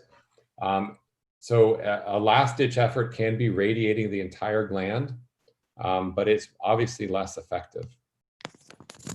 But if I know where I've left tumor or I know where it invaded, then I'll treat that as a target. Absolutely. Okay, thank you, Dr. Gardner. And maybe if there's any other comments or question from the panelists, please, Dr. Renindra Ananda Aman, you can unmute yourself. Dr. Renindra is the head of skull-based neuro-oncology from Universitas Indonesia. Please, Dr. Nanda. Thank you, Dr. Selfie. Excellent talk, Dr. Gardner. I enjoyed it very much. There are two questions that I just want to ask. A simple question is, you mentioned that you don't use the curette. Is there any particular reason for that? And my second question is regarding microadenomas. I think that one nostril is enough. What do you think? So the reason to not use a curette is that, and it's not as though I never use a curette, but a curette is an angled dissector, no different than any other. The reason that I sort of preach not using a curette is because I would ask you, is there any other surgery that you do in the head where you use a curette for most of the surgery? No. Right. So why do it in pituitaries? The reason is because with a standard approach, you can't see. So a curette is a safe blind instrument. If you have an endoscope, you can see. So by forcing yourself to not use a curette, you remove sort of that crutch that you would use to do some blind dissection. So by not doing it, you force yourself to do more microsurgical dissection. The curette's a great instrument, and occasionally I will use it, for example, when I'm looking up and I want to push the diaphragma away. It's a beautiful way to push away the diaphragma because I can see through it and I can see the diaphragma on the other side. So it's not as though I don't use it, but I use it only under direct visualization. And my problem with the curette is that it was developed because we couldn't see. And to use it in that way, I think lets you keep doing that. Whereas with standard microsurgery, you always see what you're doing. And by forcing yourself to do that, you can do more. Yes, you can get away with one nostril for a microadenoma, but I guess I would ask why you're doing the microadenoma. If you're doing a microadenoma because it's a functional tumor, you want to cure that patient and do whatever you can to cure them. And for me, having both nostrils gives me more freedom of movement to do microdissection. For a microadenoma, I don't just sort of grab it and say, well, I think I got everything. I really very carefully try to do microdissection of the capsule. It can take a microadenoma oftentimes for a functional tumor like Cushing's can take much longer than a macroadenoma because that dissection is very tedious. And to try to do that through one nostril is even more tedious. Yes, it's possible, but I really don't think that the morbidity is that much greater of using two nostrils. And as a neurosurgeon, my freedom is much greater. Thank you. Dr. Nanda. And for the next question and comment, I think Dr. Ricardo Gomez is raising his hand. Dr. Ricardo is the previous fellow of Dr. Gardner. Please, Dr. Ricardo. Hi, Dr. Gardner. How are you? It's nice to see you good. again. Yeah. Well, I want to ask you about the management, about using the, when you have a CF leak, and you usually, when you have it, I know you go the next day to look where is the CF leak. But if you still have a CF leak, do you use a lumbar punction to management in the second time, or? And how long do you leave the lumbar drain? Lumbar drain. How long do you use it, and how many did you leave open, or how many did you take each day or hours for? Very, very good question. Those details. First of all, it's great to see you. I see you're working and took some time out for this, so thank you. Hopefully you're doing well. So a lumbar drain. So if someone leaks, usually we do place a drain at the time of the leak, but only when we re-explore. So I believe very much, especially with the large openings that we do, this is not usually if they leak, it's because there's some technical problem with your reconstruction. Maybe the flap wasn't put in place. Maybe when you put packing in, it moved, or there's something that you're missing. Maybe you caused a fracture in the ethmoid and you didn't realize it. We had a case we just did recently. There was no intraoperative leak. We placed a free graft very nicely over the entire sellar opening, and the patient developed a severe leak. He just wasn't feeling well, and then he started dripping. And we went back, and he had a very thin bone over the clival recess and had developed a leak in the clival recess, which we had never even operated in that area. So all kinds of bizarre things can happen. So because of that, I believe very strongly in reoperating, because usually there's something that you're missing. Now, if you look at most of the literature, people who use lumbar drain primarily, it works a little less than half the time. Now, the problem is in those more than 50% where it doesn't work, those patients tend to get meningitis, they tend to have complications, and they tend to stay in the hospital for a very, very long time. I think because of that, it doesn't make sense to try lumbar drain when we know it's not going to work most of the time. So even if they leak twice, I would take them back again and figure out what you're missing. Now, I do place a lumbar drain. Even with the first leak, we place a lumbar drain to try to prevent it from happening again, because oftentimes if they do leak, maybe it's because they're overweight or they have high pressure. Maybe they had blood in the subarachnoid space. The lumbar drain, I usually drain for 3 days, unless the patient has meningitis, and then maybe I'll go for 4 days or more to try to keep the pressure low. But the reason I chose 3 days is because there are pretty good studies that show at 4 or 5 days, the rates of meningitis from the drain go up. A lumbar drain's in a very dirty area. It depends. We let the nurses decide, honestly, if the drain, usually what they will do is open the drain and let it drain 10 cc's an hour and then stop. If it's not draining well, they'll just leave it open and check it. But we try to drain between 5 and 10 cc's an hour. 10 cc's an hour can be a lot. If someone is small and you drain 10 cc's an hour, they may get a lot of occipital headache or start throwing up, and you have to stop draining as much then. But basically drain for 3 days, 5 to 10 cc's an hour, as much as the patient tolerates. Thank you. Thank you, Dr. Very welcome. Good to see you. And I would like to welcome other panelists if they have any question or comments. Dr. Irwan Barlian, please, you can unmute yourself. Thank you, Dr. Selfie. Nice to meet you, Professor Gardner. It's very nice presentation. I learned a lot from that presentation. Thank you so much. I have some question. One is about the recurrent case. So in your hand, you did a very nice operation and very clean. Post-op is very clean. So what about the recurrent case? Do you, I mean the presentation. And if there is any residual tumor, so do you routinely perform radiotherapy or gamma knife for all of the cases, or you just watch and see? Thank you. Very, very good question. I apologize if well, did you have a first question other than radiation? I apologize if I missed. What the recurrent cases? You did a total removal, but what about the recurrency? Recurrence. So if even if I didn't do a complete removal, unless the tumor has a very high Ki-67, so a very aggressive tumor, if it's a functional tumor, so maybe a prolactinoma or even Cushing's or even acromegaly, or if the tumor stains for ACTH. Remember that ACTH staining, not production, just staining for ACTH is a predictor of recurrence. It is far more likely to recur.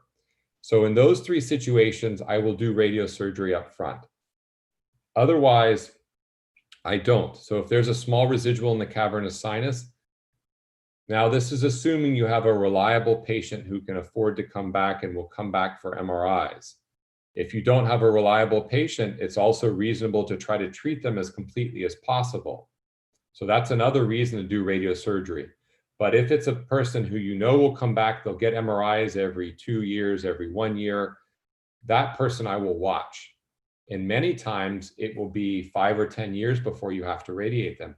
Even with gamma knife, the rates of loss of hormone function are 20 to 30%. So there's risk with doing that. And of course, other types of radiation, the risk of loss of function is even higher. So I do think that gamma knife, for example, for acromegaly, if I know there's only tumor left in the cavernous sinus, most recommendations are not to treat that. I think it makes sense to treat it. So functional tumors, aggressive tumors with a high Ki-67, ACTH staining, or a patient who I think won't get follow-up, I think are good reasons to do gamma knife. Otherwise, I always just watch it. Okay, thank you, thank you. Thank you, Dr. Irwan. Is there any more question from the panelists? Please, Dr. Roland Sidabutar. Yes, thank you. Thank you, Dr. Selfie.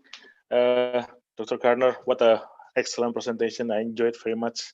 You described the surgery of EEA for adenoma from A to Z. It's answering so many questions in my head. It's very nice. Just curious about two things. One is video you show about the catastrophe of the IC injury.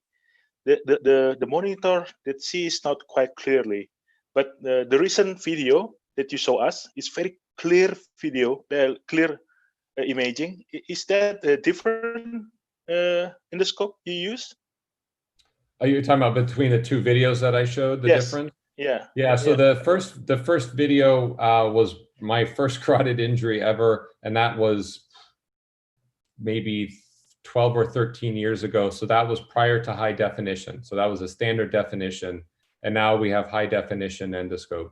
That's probably been the biggest difference in endoscopy, is between standard definition and high definition. So do you think that the difference between standard and high definition is affect our? I think that's the most important difference. Yeah, these 4K and 3D, none of that has as much impact at all as high definition. High definition is, I think, the most important. Yeah. Thank you. And the second issue is for us, we do adenoma EEA surgery here in Indonesia, but not most of our center have excellent equipment like you do. So what do you think? What about your opinion? What is the mandatory tools that we're starting to tell to ourselves now the right time to start to do the EA laterally, start to the cavernous sinus? What's your opinion about it? Well, I think the sort of critical things, just going back to when we started, we did everything with standard definition endoscope. So it's not that you can't do it. It's just your ability to see some of the things is not as good. Instruments, probably the most important is a bipolar. If you really want to be able to work in the cavernous sinus and control, you've got to be able to control the hypophyseal branches, for example. So you really need a bipolar. Storage makes an excellent one. We now use, there's also one from Sutter, S-U-T-T-E-R, out of Germany. that's maybe a little Sure. less finicky, but it doesn't have as fine tips. Those are the two that I know of that we use. I think that's probably very important. Scissors, the things you would use for dissection. There are some extendable dissectors from KLS Martin, and then Storrs still makes some very nice equipment. And then finally, there's some forceps that just came out from LASIK, Peter LASIK now. But I would put those sort of in that order. The bipolar, scissors, both LASIK and Karl Storrs make a very nice scissor. I like, if I only had one scissor, it's the one that curves to the left, because working through the right nostril, that lets me always see the tips of my scissors. And I can use that for almost everything that I would do.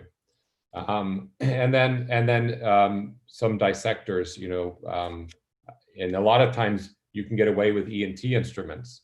Go look at what the ENT in your hospital has, steal some of their instruments.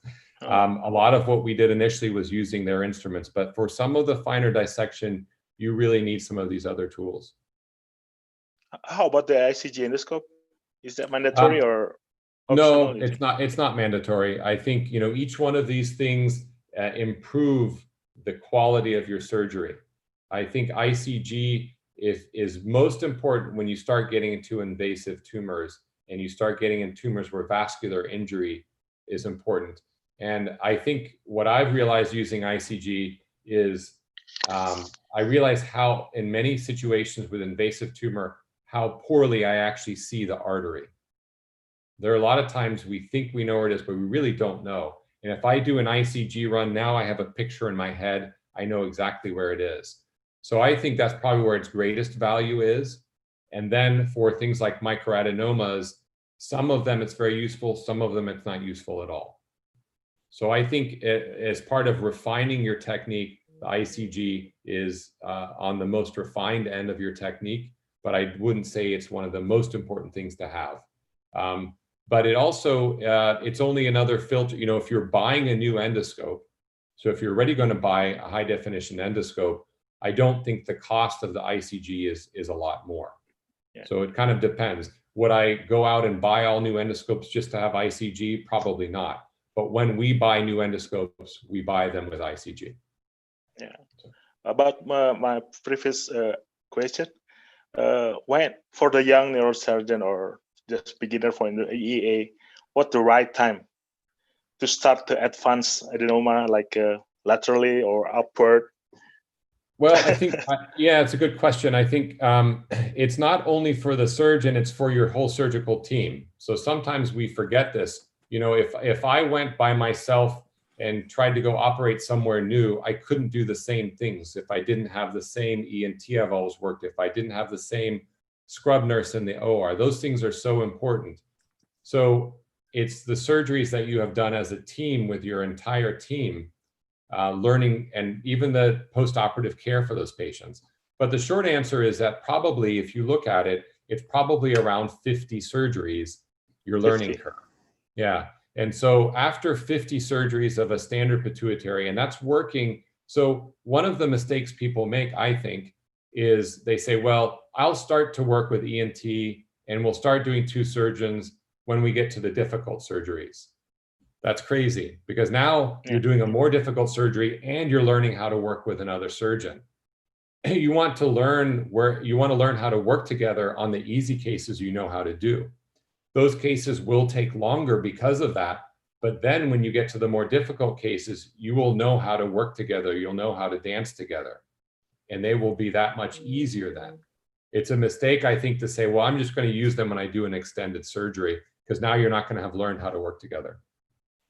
Okay. Thank you, Dr. Gardner. I really appreciate it. Thank you, Dr. Selfie. Thank you, Dr. Roland. And for the next question, is there any? I think Dr. Krishna already raised hands before. Dr. Krishna is the ENT, my partner here. He would like to ask a question. Please unmute yourself, Dr. Krishna. I think you should unmute first. Yeah. Thank you, Prof. Gardner. I'm one question. What the most common complication operative nasal phase complication that you have the skull-based stem operation? So I think you're asking what's the most common complication we have. Is that correct?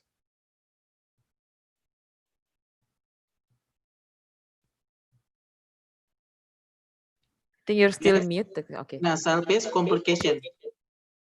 Most common skull-based complication? Yeah, I mean, Nasal phase, I guess, Dr. Gardner. what's The that, sorry? the nasal complication. Ah, okay. Well, probably loss of olfaction is the most common or the most worrisome one. And we've worked a lot to try to prevent that. I think we often, as neurosurgeons, are not as aware of the cribriform. Remember, as soon as you get in front of the sphenoid, there is cribriform mucosa. So protecting that layer is important. Chronic crusting can happen as well. And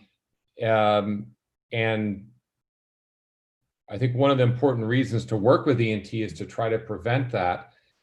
We have gone more and more to making sure that we cover any exposed surface. So if we do a nasal septal flap, we place a free graft, or even now this reverse flap, where we fold from the other side the posterior mucosa to cover it. There is another complication that happens with very large tumors, especially of the clivus, and that's nasal dorsal collapse, so collapse of the nasal septum. We think that that's also from devascularization, and so that reverse flap seems to prevent nasal dorsal collapse. But I think, probably the number one would be loss of olfaction. It's probably as much as 5%, maybe even 10% for very large tumors. And I think it's all the more reason to work with a rhinologist or an ear, nose, and throat doctor to try to prevent those. Chronic crusting, we don't understand. It happens in about 5% of people. One thing you can do to prevent crusting is you don't want to leave things like exposed fat or exposed, pieces of bone, for example. So for example, if you have a piece of rostrum sticking out at the end, we'll sometimes remove that because that can be a source of chronic crusting. So little things like that, you want to have a smooth covered field at the end. The more things that you have exposed in the nose, whether it's bone or fat or some packing you've put in place, the more they're going to crust. And then finally, probably epistaxis is not common, but should be preventable. And so you always want to make sure if you sacrifice a pedicle and a nasal septal flap, that you go back and you coagulate it even at the end of surgery to make sure that that posterior nasal branch doesn't bleed postoperatively. That's the most common source for that. Okay. Thank you, Prof. Your answer. Very welcome. Thank you. Thank you, Dr. Gardner. And next, I'm so grateful to have him working with me. He's my ENT here. And for next question, I think Dr. Joao Paulo Almeida has some question. Please unmute yourself, Dr. Joao Paulo. Hi, Paul. Good morning, and a pleasure to be here listening to your talk today. Fantastic presentation. So my question for you is, I actually have two questions for you. The first one is, in your pituitary surgery cases, what factors have you noticed at UPMC that have impacted olfaction, as you were just saying now? And number two is, I learned a lot from Alan Vaskin, who was, as I understand, your co-fellow. So I learned with middle turbinectomies, posterior septectomies, removal of the posterior septum mucosa. Right now, for your usual pituitary macroadenoma, not the invasive ones, what technique have you been applying at your PMC for exposure? So, since Alan was there, not a lot has changed, but some things have changed. With the nasal septal flap, we now routinely use a reverse flap all the time. For a long time, we didn't use it. One of the problems with the reverse flap is that you suture it at the front of the nasal septum and your instruments will hit it. So now we have these nasal sleeves that protect, and that makes it easier. So that's one thing that has helped us do that. But for protection of olfaction, I would say there are probably two most important. One is when you do your nasal septal flap, the initial cut at the level of the middle turbinate needs to be below the olfactory mucosa. And only when you get in front of the middle turbinate, then you want to swing up as high as you possibly can to the very top of the skull base to make as wide of a flap as possible. So the front of the flap is the widest part, and then at the middle turbinate, you want to, that's where the olfactory mucosa is, and so our cut there is lower. Some people either don't use bovie cautery at all, so they don't use needle tip, they only use a sharp blade. Or if you use it, we use it, but at a very, very low setting.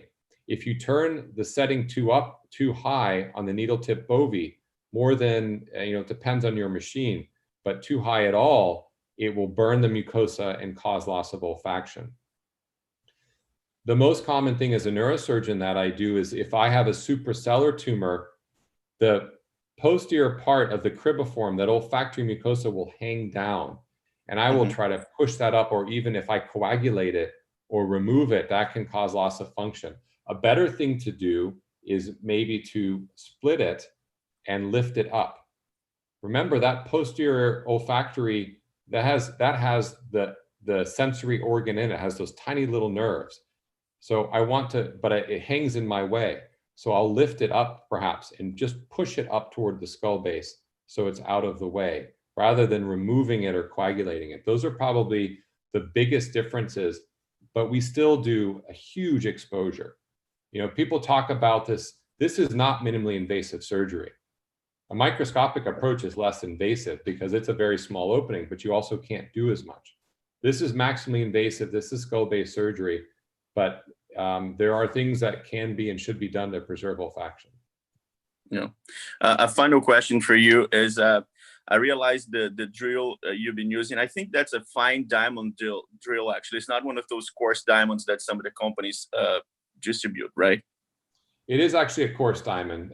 So it's the Striker, it's actually the Striker Extra Coarse. The problem with the fine diamond is that they wear down very quickly, and you find that you have to push too much to get through some of the bone. The nice thing about the Extra Coarse is it has some burrs on it, but and some of the initial drilling that you do of the rostrum, for example, you want it to be aggressive, but actually those burrs wear down as you use it. So when you drill the rostrum and you drill the septations, and now you get to the sphenoid, or to the sella rather, the burr has actually become less aggressive.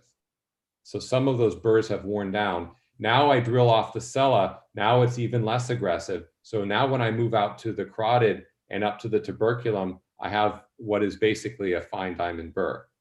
So the nice thing about the coarse diamond is it wears down as you do the phases of the surgery. It would make me very nervous to start with that extra coarse right over the carotid. Very good. Thank you. Thank you. Good to see you. Nice background. Thank you, JP. Nice. Thank you, JP. And Dr. Gardner, you did mention about the spyway. Is it already available, or it's still in? They were going, unfortunately with COVID, they have sort of stopped a lot of their expansion of it. It's available in the US, and they were going to actually start in Asia as one of the early areas, but they've had to sort of slow everything down because of COVID. They can still produce it, but their ability to start to distribute it is much lower. Yeah, looking forward to it to be available here. And for the next question, there's Dr. Yes, of course, Dr. Agung Budi, please. Well, thank you. It's really great presentation, Dr. Gardner. I really learned a lot when you have a complication of carotid injury. The question is, do you have any preparation, the kind of clipping when you perform the surgery, Indonesian approach? And then do you have a special applicators for the clipping? Because the nose is quite small and you have to prepare very specific instruments for the applicator. Thank you. Yeah, so yes, there is a single shaft clip applier.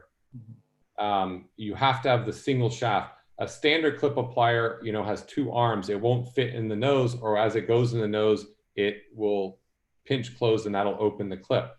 So there are single shaft clip appliers. It's a straight shaft that is necessary. In every company, we have a Mizuho is our primary clip, and we use a single shaft clip applier. I think Esculap makes one. And then finally, what's the last? But what I use for carotid injury, and probably my most favorite for endonasal, is the LASIK, L-I-Z-I-K, because it opens a little bit differently. And so in the nose, it's a little easier to re-clip it.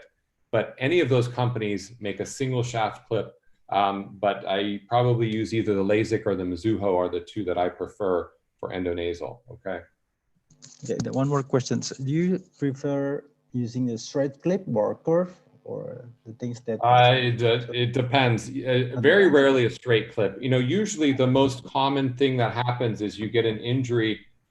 This is the carotid artery, not on the front of the artery, but actually on the side. And so usually you need an angled clip or a curved clip.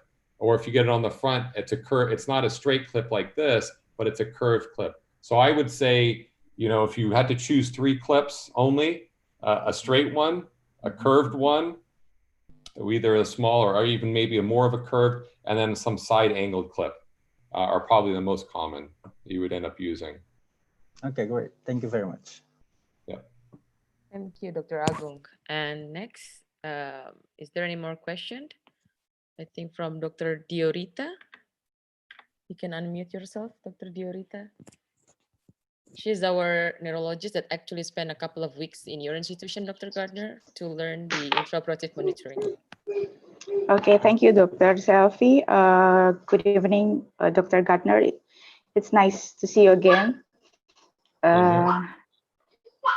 Hello, yeah. It's nice to see you again, Dr. Gardner. I saw one of your EEA when I visited UPMC last October, and I want to ask, how's the importance of the IOM for the EEA? Because I saw all of your EEA is using neurophysiological modalities, the SSCPs, and the monitoring of the third, the fourth, and the sixth nerve. And do you ever use other neurophysiological modalities for your EEA? Thank you. Great question. So we're very lucky in that we have a very large and robust intraoperative monitoring for neurophysiology. I think many people do not use it for routine pituitary, but the truth is that, you know, if you have a carotid artery injury, it becomes invaluable. And so we actually monitor SSCPs for every single surgery, even pituitary surgery. And then if there is cavernous sinus invasion, we'll monitor oculomotor. The most common is 6. 6 is the most commonly affected. It has the longest course. So I would say that's the most common. And then 3. 4, because it's such a small nerve and a small muscle, is probably the least reliable. But if there's cavernous invasion, we monitor oculomotor nerves. We monitor SCPs for every single pituitary, somatosensory evoked potential. And then sometimes for other kinds of tumors, we will monitor trigeminal. It's very easy to monitor with just in the masseter. Or we will monitor BSER if the tumor goes, brainstem evoked, if the tumor goes into the posterior fossa. Very rarely for petrous tumor, we'll monitor the 7th nerve. And then for tumors more inferiorly, we can monitor 9, 10, or 12. We do not have a lot of experience with visual evoked potentials. The biggest issue with visual evoked potential is it does require much more finesse and much lighter anesthesia. So I do think visual evoked potential has some use maybe, but we do not use it. And the problem is, if you look at most of the studies on visual evoked potentials, for example, out of Japan, they say that it helps, but they don't give you real statistics. They don't say, you know, it gives you a false negative 10% of the time. and it's useful, 15% of the time. So it's hard to know how necessary visual evoked potentials are. So yes, we use intraoperative monitoring all the time. Somatosensory evoked potentials is the most common. Okay, thank you, Dr. Gardner. I think Dr. Diorita just lost connection. Yeah, I think we were discussing whether the VEP is something that is important or not, because earlier this year, the group in Thailand, during the course, they show that this is something that they use it, I think, frequently, the VEP, but we never tried the VEP yet. But I think we're implementing what they learned in your institution, the 346 and SSCP. Yeah, I think those are the most important. I think the problem is with visual evokes is people use it, they get excited about it, and I can understand why, but nobody really understands when is it most useful. I've never seen it studied very well. I would encourage anyone doing it to really come out with some strong data about visual evokes. And I don't say that to say that it doesn't work, because I do think it maybe does. The problem is we don't know how to use it yet. Nobody knows exactly when it's best and when it's not necessary.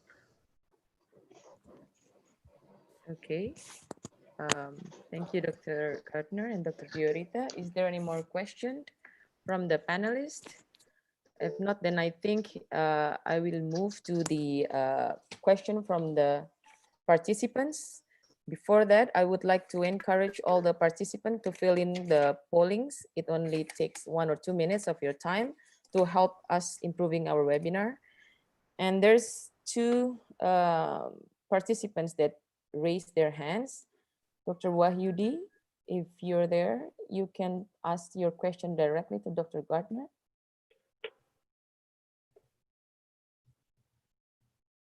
Dr. Wahyudi? Okay, then I will move to Dr. Mutia Farina. Dr. Mutia Farina, if you're there. Okay, hello. Yes, Dr. Mutia Farina. Okay. Anesthesiologist, Dr. Gardner. Okay. Good morning, Dr. Gardner, and evening to all the panelists and participants. I'd like to ask, I'm an anesthesiologist actually, so I would like to ask, do you have do you notice any special technique that the anesthesiologists use during the transsphenoid operation? And is there intraoperatively, is there any major catastrophic that you that you experience besides the bleeding, besides anything besides the carotid injury? Thank you, Dr. Gardner. Very good questions. I don't know as much about the anesthesia technique as I should, perhaps, but I can tell you that we don't use anything very different for endonasal surgery than we do for standard open skull-based surgery. So the same neuroanesthesia, which is we do not use TIVA, so we do not use total intravenous. We do use some gas, and we sort of keep a mixture. The biggest thing that impacts the neuroanesthesia is needing to be able to monitor somatosensory evoked potentials, or if we need to do EMG, because then they can't use muscle relaxant when we use EMG. So that's probably the biggest limitation on anesthesia. It would be very rare for us to use TIVA. Again, TIVA, I believe if you're doing visual evoked potentials, you would have to use TIVA in that situation. The only problem with TIVA is patients tend to take a little bit longer to wake up then also. So those are the main things, other than that, it's standard neuroanesthesia, and it's based on more on ability to have intraoperative signals and still keep the patient asleep. The sort of related to anesthesia, catastrophe intraoperatively, I can't think of any other, other problems that can certainly happen is, doing the exposure, you might end up cracking the skull base or getting a CSF leak in a different area. That's obviously a catastrophe. The anesthesia perspective, we have had a case of a patient who had a large clival defect and had a CSF leak, went back to the operating room, and the anesthesiologist blindly placed a tube to drain the stomach and didn't realize there was, or think about a skull base defect, and the tube actually went through the defect into the posterior fossa. The patient required a posterior fossa decompression, didn't, and has done very well, but that's a major catastrophe. And so if the patient has ever had prior skull base surgery, they should never have a tube placed except for under direct endoscopy or with very careful palpation to know where the tube is going. So I would say that's one catastrophe we have had. Okay, thank you, Dr. Gardner. Or any nasal instrumentation, you have to be very careful. Okay, thank you. Thank you, Dr. Mutia. And we have another participant raising hand. I hope I pronounced your name correctly. Dr. Christian Fart. You can unmute yourself. Dr. Christian Fart. Okay, I don't think I can reach. Do you hear me? Oh yeah, clearly. Oh, all right. Thank you, Professor Gardner, for great lecture. Two questions. Can we have your email for future courses first? And second, sure. Do you expect any benefit from flexible endoscopes? Would it expand the scope of skull-based surgery? So the current the short answer to that is no. I think that there is, for example, this chameleon that Storrs makes, which is not a flexible endoscope, but you can change the angle. The problem with flexible endoscopes is that they are poorer quality because it has to be a flexible optical. The quality of the view is much poorer. And while you can see things, the biggest issue with endoscopic skull-based surgery currently is that I can, even as it is now, I can see things that I can't safely resect. So the danger with endoscopic surgery is I put in an angled endoscope, I can see an anterior cerebral artery, but if I injure it, I can't reach it unless I've done enough to expose it. So a flexible endoscope would perhaps make that even more of a problem. Now, if or when instrumentation improves and we have, for example, robotics, where I can have manipulatable instruments inside the sphenoid that allows me to work inside the sphenoid and work around corners, that's when a flexible endoscope that allows me to see the same things I can work on becomes very valuable. So I think that the endoscope, while a flexible endoscope could allow us to see more, the limitation is not the endoscope, the limitation is the instruments that allow us to operate on the things that a flexible endoscope can see, if that makes sense. And then I can either, I can just say my email, it is GARD, and then P as in Paul, A as in Andrew, at upmc.edu. But I'm also going to just put up maybe a brief slide here that has my email on it, because that might help.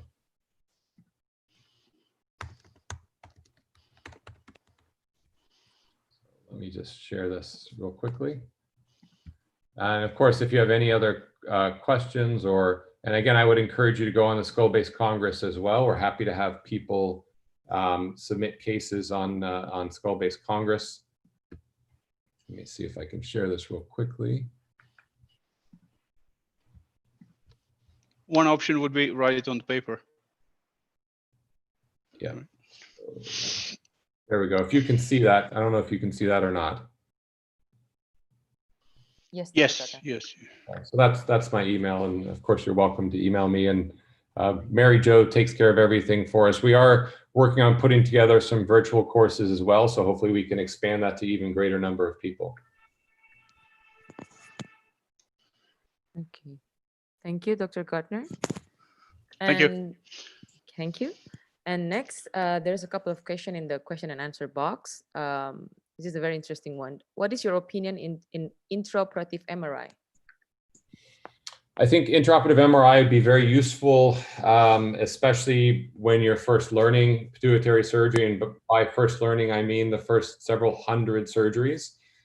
We all learn a lot from an MRI immediate feedback.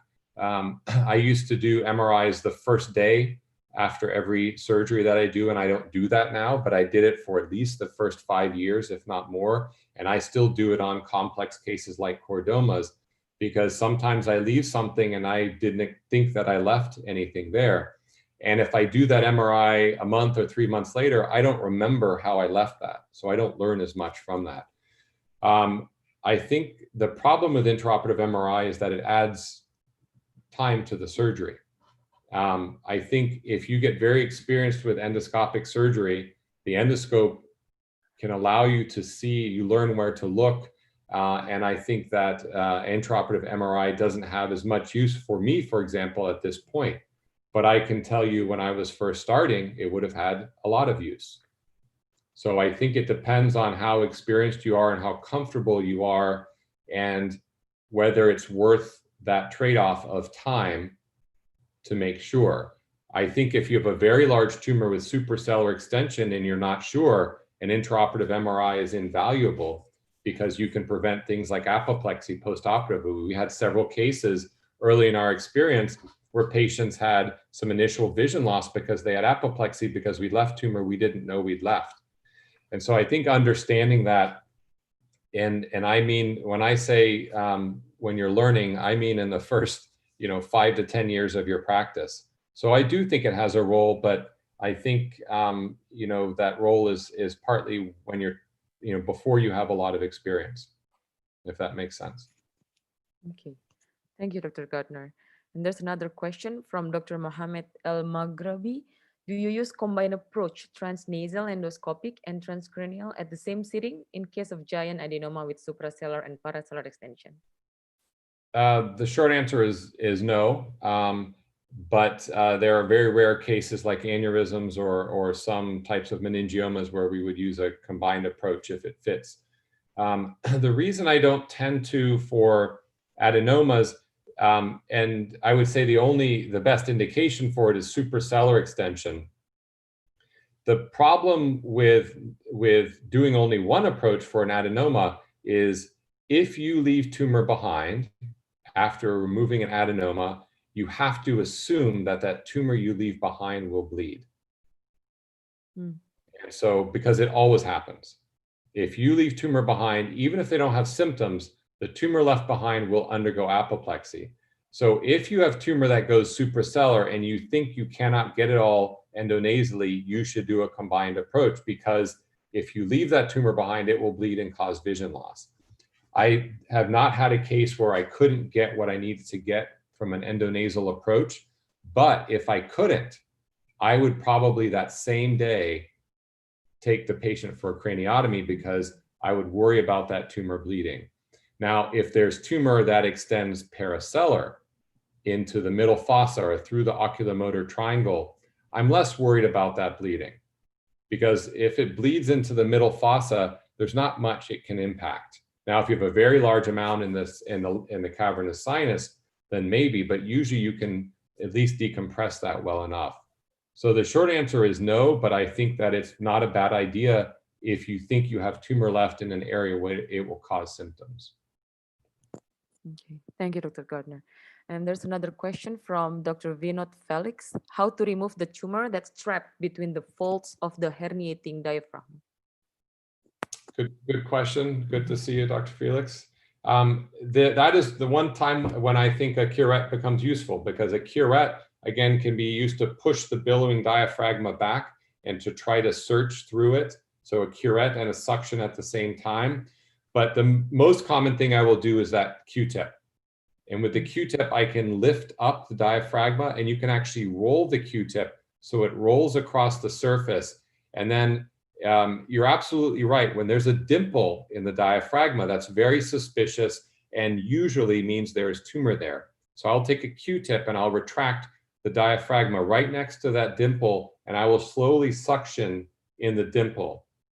Alternatively, I can use 2 suctions and maybe an angled endoscope to try to work into that dimple. But usually the Q-tip is the best way because you can put a little bit of traction on the diaphragma. I can roll the Q-tip around that area and use a suction at the same time. It's a good question and a difficult but important thing to be able to do. Yeah, agree. Thank you, Dr. Gardner. Another question from Dr. Wael Alabas: how to select the corridor for cavernous sinus and when to say that there is a high risk for oculomotor palsy? So if, I would refer to an article by Dr. Fernandez Miranda about the 4 compartments of the cavernous sinus, and they're based on the genu of the carotid. So if it is superior to that genu, that's the superior. If it's posterior, and then anterior, inferior, and lateral. Well, that anterior, inferior, and lateral, those require a transpterygoid approach, so transmaxillary.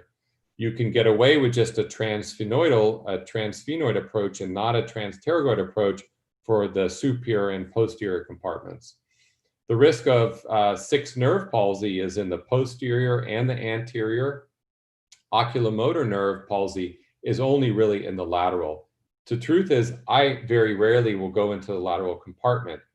And so it's not very often, and because I don't want to risk oculomotor palsy, and for a pituitary, it's usually not worth it. There's not much disease there, and it's unlikely to cause problems. But if I have a tumor that has recurred, or a functional tumor, or a tumor that has caused a palsy already, then I might do it. The anterior inferior compartment is the most common where I would use a transpterygoid approach, but that does have risk of a 6 nerve palsy. I hope that answers the question. Yeah, thank you, Dr. Gardner. And there's another question. I think this is more from Dr. Jamel Derdur. Is microsurgery of pituitary adenomas going to disappear? And is it still the first part of the learning curve? Do we have to go through the microscopic phase first and then goes to endoscopic? And what do you advise for a young surgeon who is willing to practice this kind of surgery? I do not think that you have to do microsurgery first. I don't think it's necessary at all. I think many people now do not. I barely did any microscopic approaches. I did a handful of them.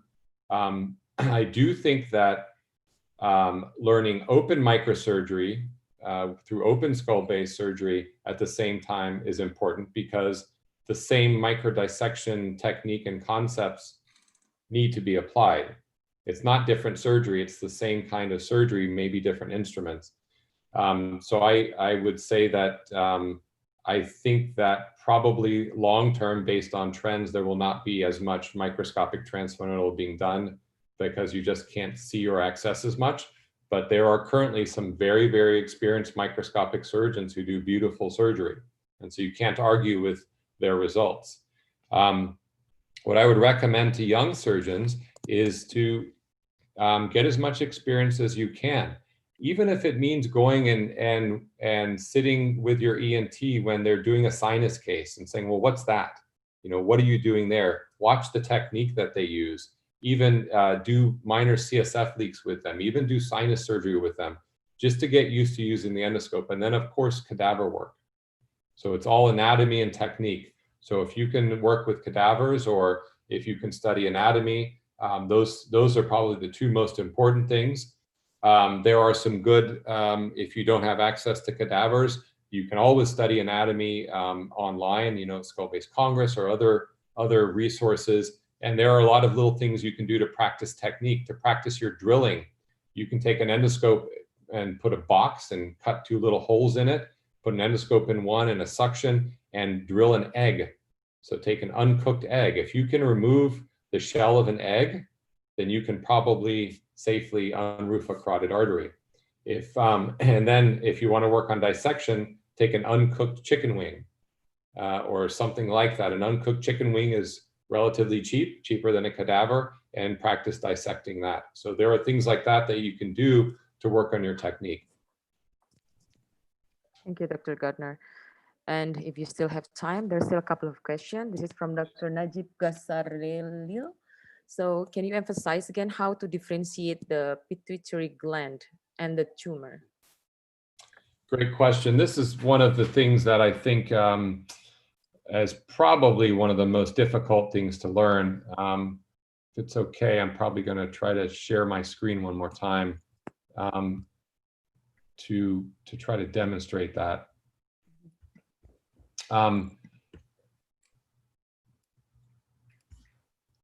It is several things. Obviously, it's location, so understanding where the location is, but it is the vascular pattern more than anything else that really makes the big difference. The gland itself, this has a good example of it also. I don't think I showed this video.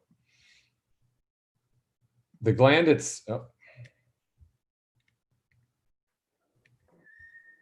the gland itself, remember, is going to enhance more.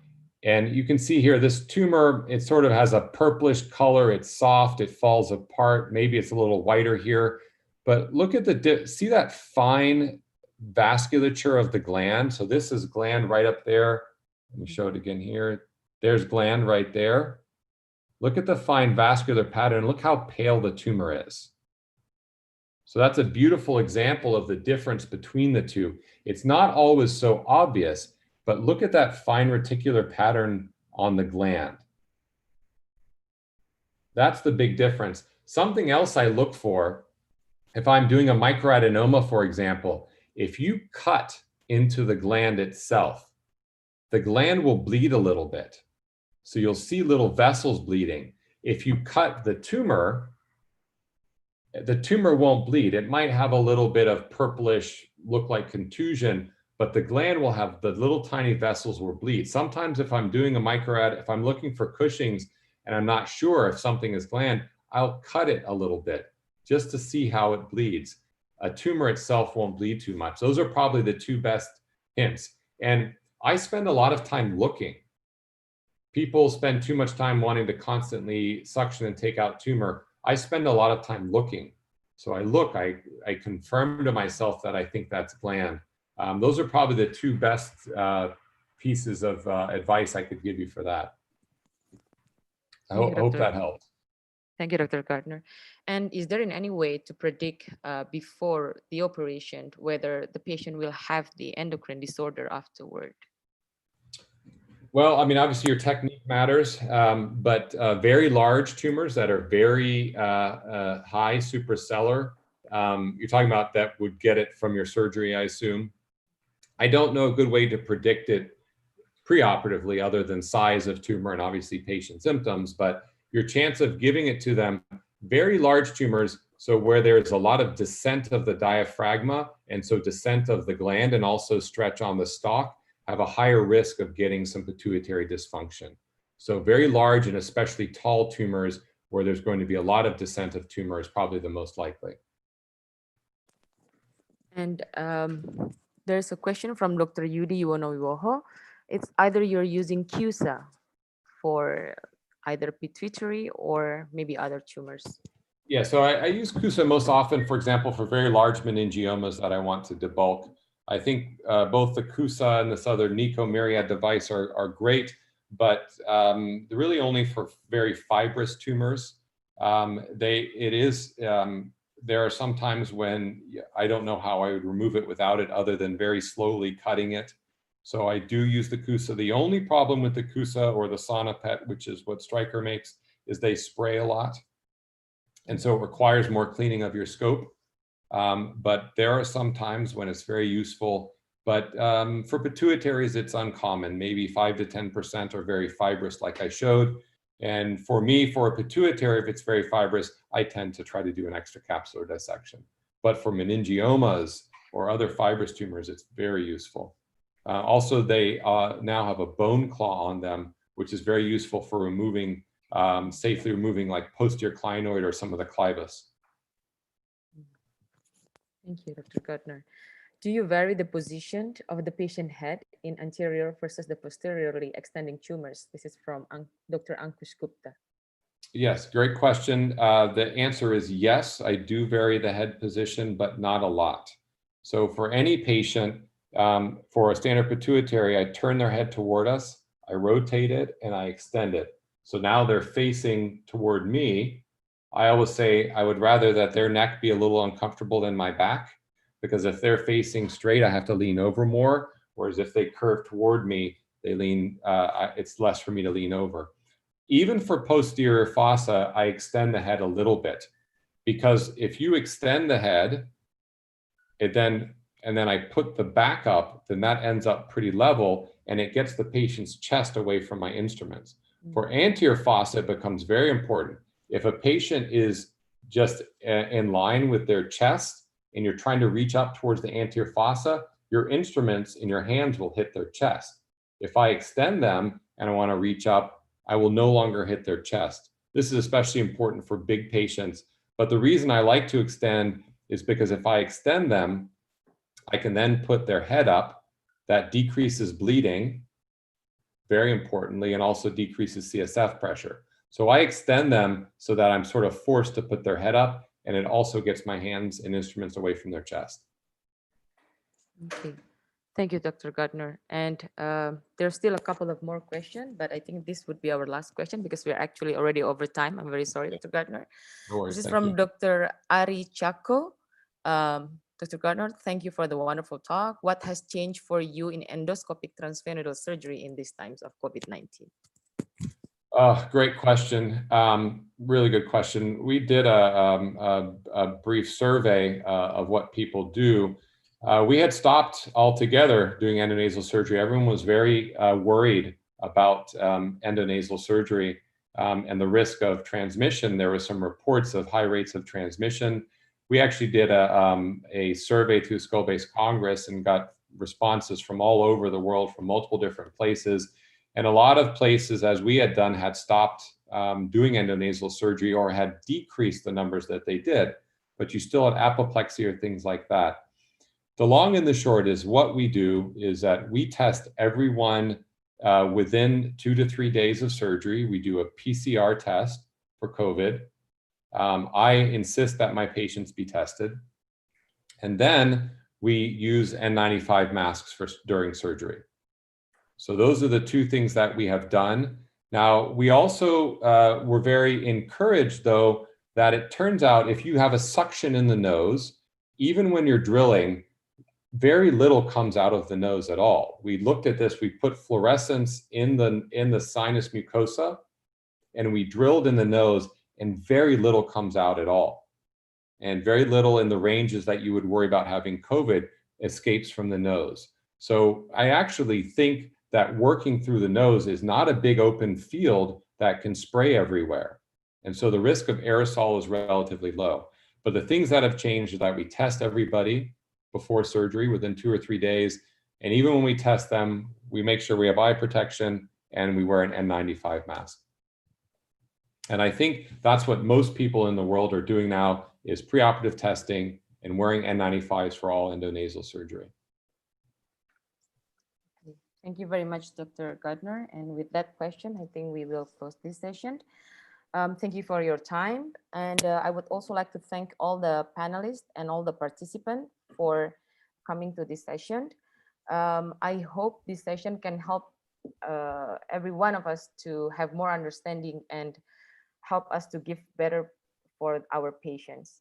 And I would like to invite everyone for our next webinar that will be held next week. Will be with Professor Borba regarding the approach to jugular foramen that will be moderated by Dr. Rian. Thank you again, Dr. Gardner. Have a wonderful weekend. You too. Take care. Thank you. Thank you.